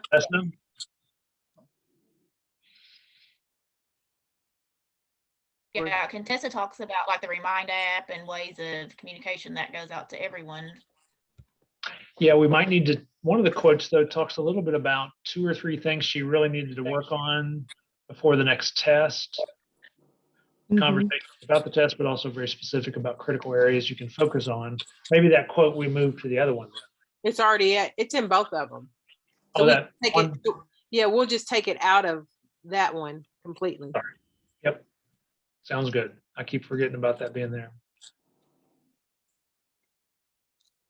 So do we just literally take it out? Can we hit the big X? Yeah, there you go. All right. So then I'll add.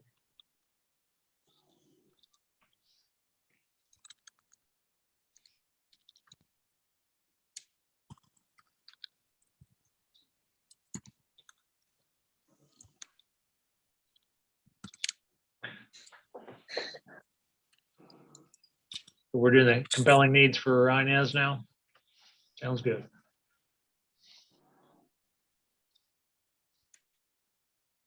I'm very short-winded, so if y'all want to add something to that, it won't hurt my feelings.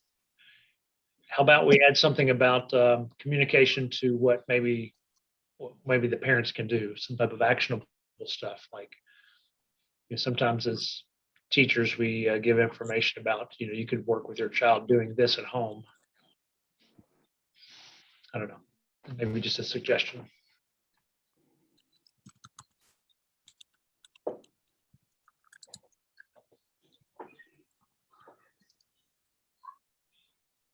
Could that maybe include possible resources available to them, like some extra help or extra tutoring or something? Oh, you can't see it anymore.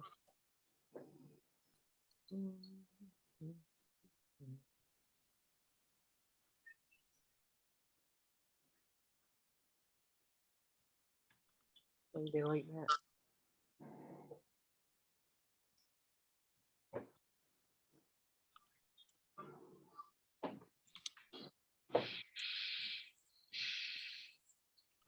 What did you say? Plus other possible resources maybe for help. Suggestions. You could maybe put suggestions or resources for ways parents can assist or help.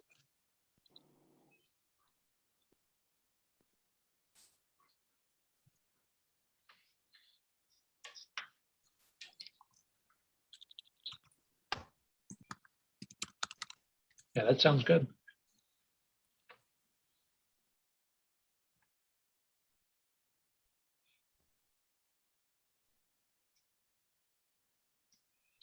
So what important insights?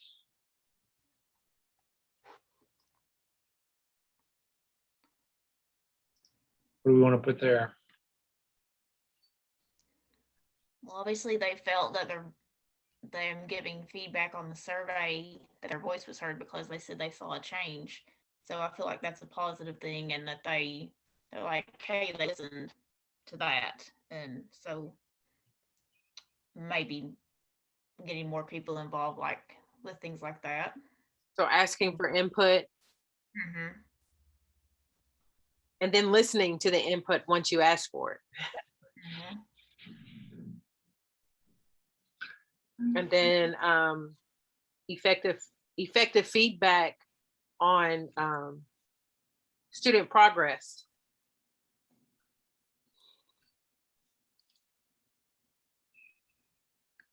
Mm-hmm. So something they care about. Stacy, you want to type those in, or you want me to go? Oh, okay, I'm sorry. I thought somebody else. No, no problem. What did we were so busy talking, Heather. What did we say? What did you say? Parent felt it was important that she or he had filled out that survey, and that they actually saw a change made at the school level, so that they felt their voice was heard. So maybe getting more surveys, or more to, I know in our district we put out surveys all the time. It's just getting people to actually do them is an issue with our parents and families a lot of times.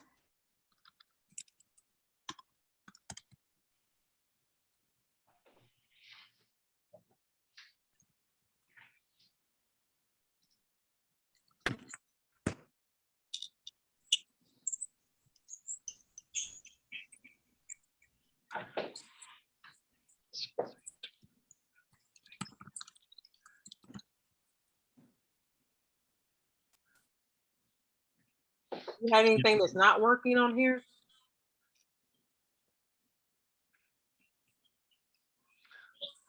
Well, it sounds like, oh, well, not working. Okay, sorry. That's right. Have that used.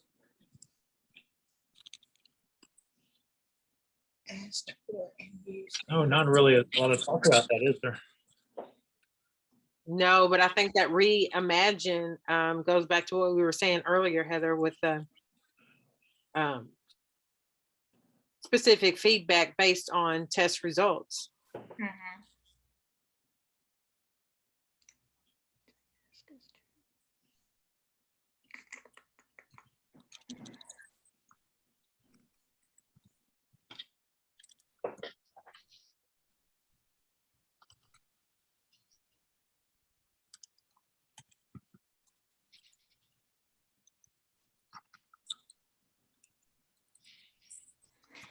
I think something too, and sometimes it's hard for educators to read. Mm-hmm. And then if we just give those to parents and don't sit down with them and talk about what each thing means, they don't understand those if they're standard based, or if they have numbers. And I know that was something we talked about in a meeting recently, like they understand the ABC, and your primary kids don't get things like that normally. And then you bring test results like this out to them, and it's very confusing, I think.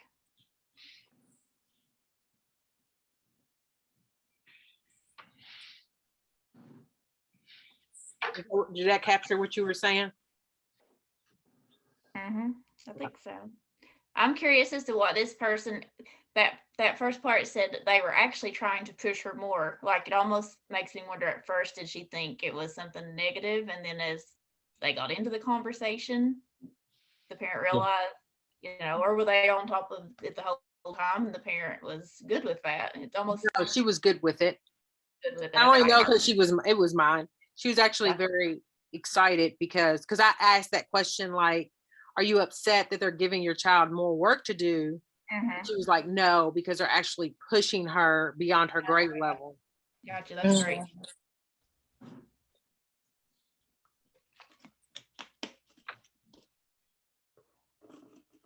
So I guess we need to go to the next one.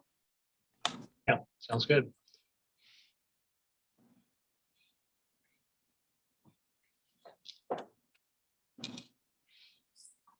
There's constant communication with parents.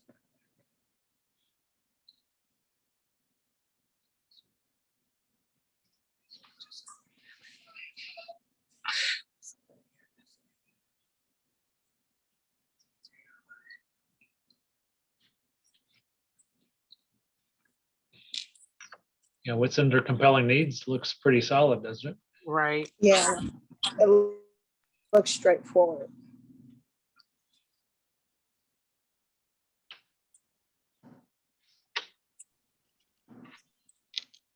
Looks like they like the communication about both, behavior and academic performance. A variety of ways it's communicated.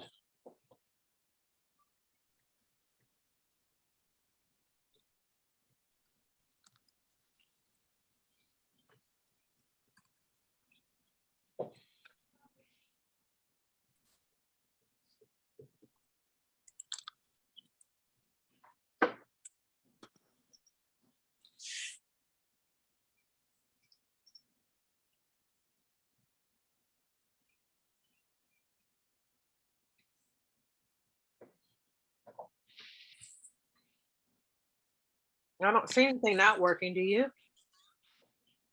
No, I was going back to the blue slide there about important insights, and it says, what are something you learned about how this user thinks or what they care about? Does that help us on this one? Yeah, I think it seems like they care a lot about the accessibility, the ease of using the app on the phone. Mm-hmm. I like that and partnership with the school to do that well, and involve parent, and that they have expectations for their kids, and they feel that what they're doing at home or support is just as important at school. And I just got to say, just coming out of being transitioning from being a principal through the pandemic, I have to appreciate that they're recognizing phone calls, emails, remind text. I mean, yep. We got to the point at one point I was like, I can't reach this parent any other way. That I'm just gonna have to message on them on Facebook. I don't know what else to do. I know that's where I am.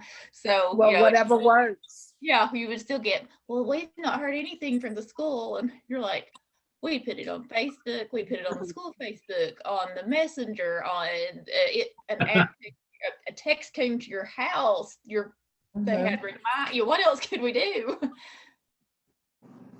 Besides physically go to their house. And we did that sometimes. I was about to say, we did too. We would knock on the door and stand from a distance. Hey, turn on your computer. Yes, answer your phone. It's like, I can hear you in there moving around. I know somebody's there. I'm just dropping off your folder, or it was crazy. All right. It says once you have a draft, practice shared decision making via fist of 5. Do we need to do fist of 5, or do we? Oh, did we reimagine assessment and accountability for this one? No. Last part. Last part.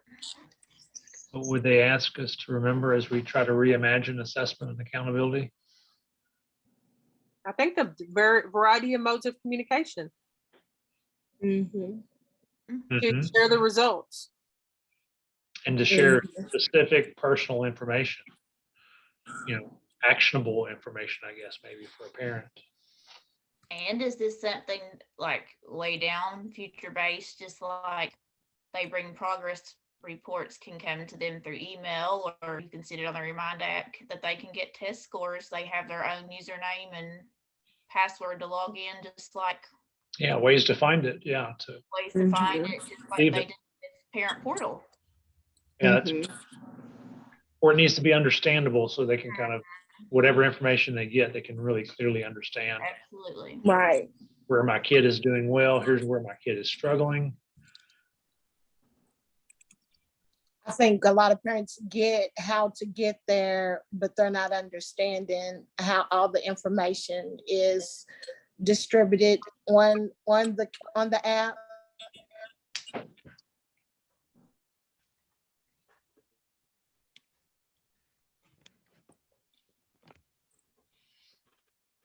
So results need to be user friendly.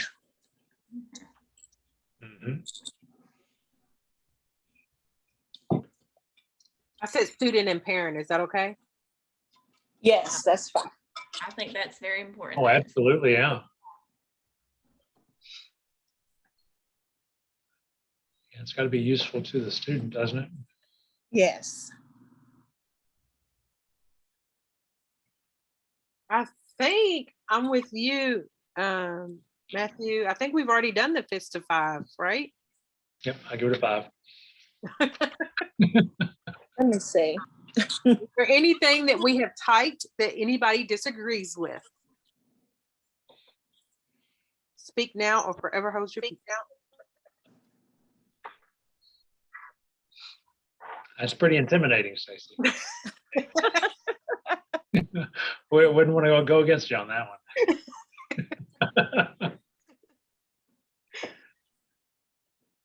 All right, I think we may be there. The last one, are there any quotes that you think are important but didn't find a home in your profile?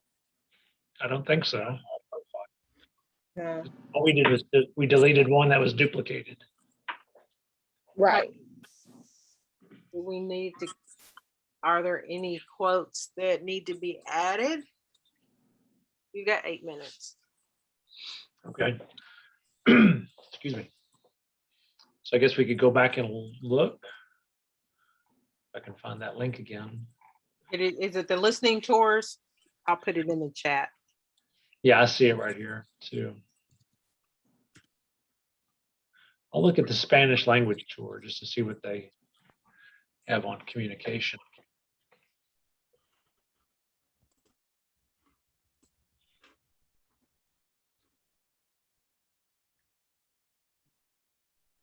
Reverend Randolph, did you get that quote? I mean, the link? In the chat, yes. Okay. I'm going there.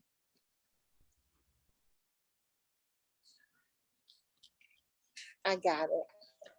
Great.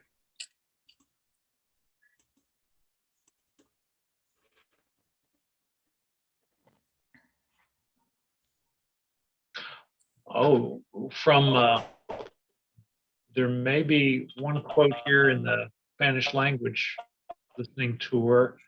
Talks about communicating and reaching out to them in their own language.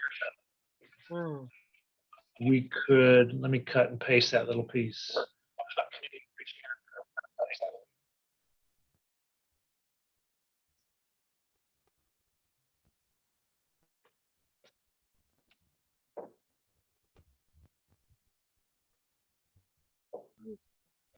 Let's see.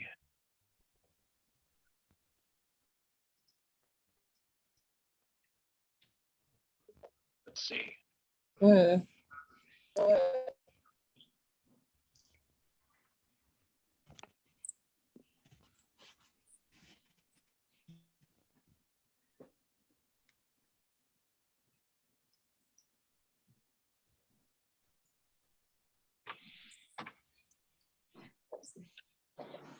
Doesn't quite look the same format, but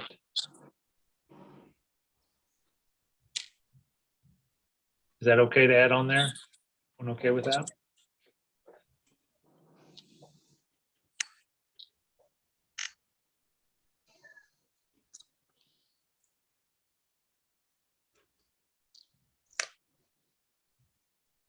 Mm.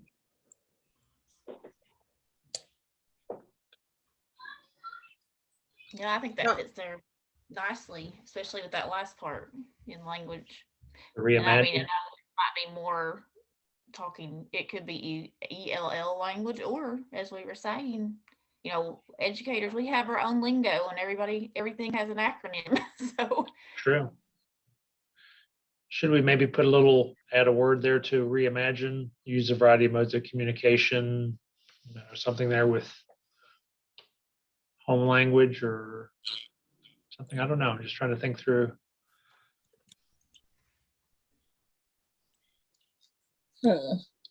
Non-school lingo. There you go. Non-school lingo. I like it. I just made that up. brilliant, great job. Acronym free English. Don't do what we just did. Made up another thing for people. All right, I'm gonna see if there's anything else that sticks out. Oh, I found an even better quote. I'm gonna put it right there with that one, but it's the same thing in the Spanish listening tour. So I'm wondering if it's moving more towards engagement, because I'm noticing there's some under communication, but it's really more engagement than it is true just communication.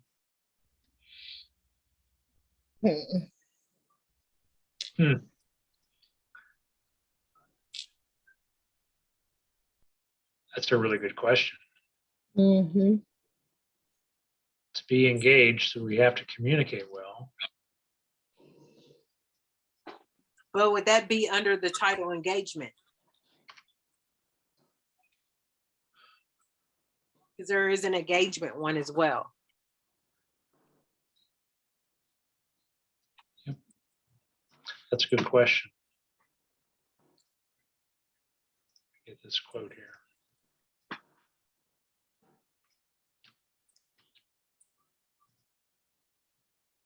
So engagement or communication, huh? Yeah, because if you go to the listening, there's one under communication, but it addresses high school family engagement is not as good as elementary family engagement. Under communication, but that is more of an engagement piece than in ways that school can get families engaged. So I'm wondering if what we just put goes underneath that same umbrella.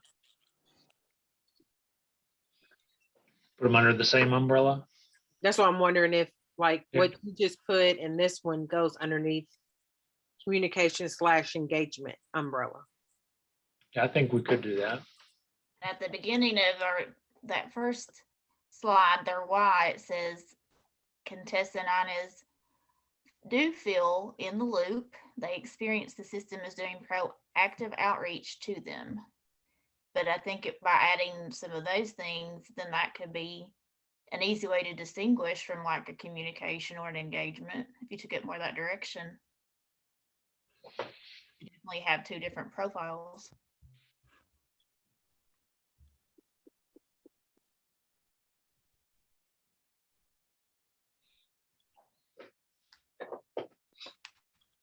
Two minutes left.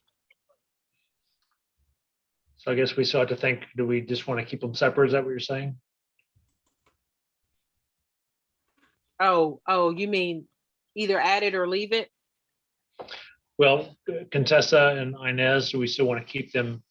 We still feel they're separate. But are we just thinking that we relabel one as engagement? Oh, no, I wasn't talking. I was just saying, do we add those two that we just added? Do we just leave them separate from what? Because one, we had general communication and one was feedback, which is why we left those two separate. And now Yep. we've added engagement in there. Okay. Mm-hmm. Which may be why they weren't originally added. So I'm wondering, do we need to add it? They all intertwine. They do. Yeah. Mm-hmm. Yeah, that one just caught my eye, that first quote about reaching out to them in their own language. That's why I pulled that out. I really like that second quote added there too, though. Talks about the communication being difficult for the improvement of student learning if it's in other languages. Well, and I think that's okay, that because obviously feedback's not going to be beneficial. It's not in a, whatever the situation, in the way that they're going to understand it. So I think it's okay like that to keep it as feedback as well.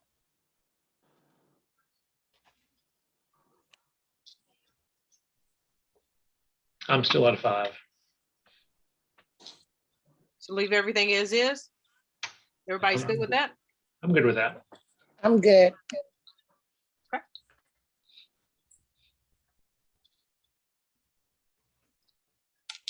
Great job, team. Yeah, that was nice. Have you all done any work with profile of graduates type of things that they were describing before? Our district has it. I was taking pictures and sending it to my superintendent. What it reminded me of, several of our schools are Leader in Me schools, and the kids have their own leadership notebook where they have 5 different categories, and they work on them throughout. And it really, some of what they were saying, I could see how those two would mesh very well together, and they could work on it and build on that each year. And I think that'd be very neat to do for our kids. And so I'm in Jefferson County. So we use the backpack. We just kind of have refined it a little bit more, and we've turned them into, so every 9 weeks, my students do interest projects. So we have revamped our curriculum to where it's based off of each student's interest. So what you're interested in is what you explore that 9 weeks, and then you do an exhibition. So all of that's added to your backpack, and you have to, when you do your exhibition, you're talking about those backpack skills of success. And how often did you say you do an exhibition? Well, we do them every 9 weeks because I'm quarterly. Okay. I'm going to have to talk to you about that a little bit more. I'm very interested in that. Okay. That's interesting. Yeah, Heather, we've got a couple high schools that are taking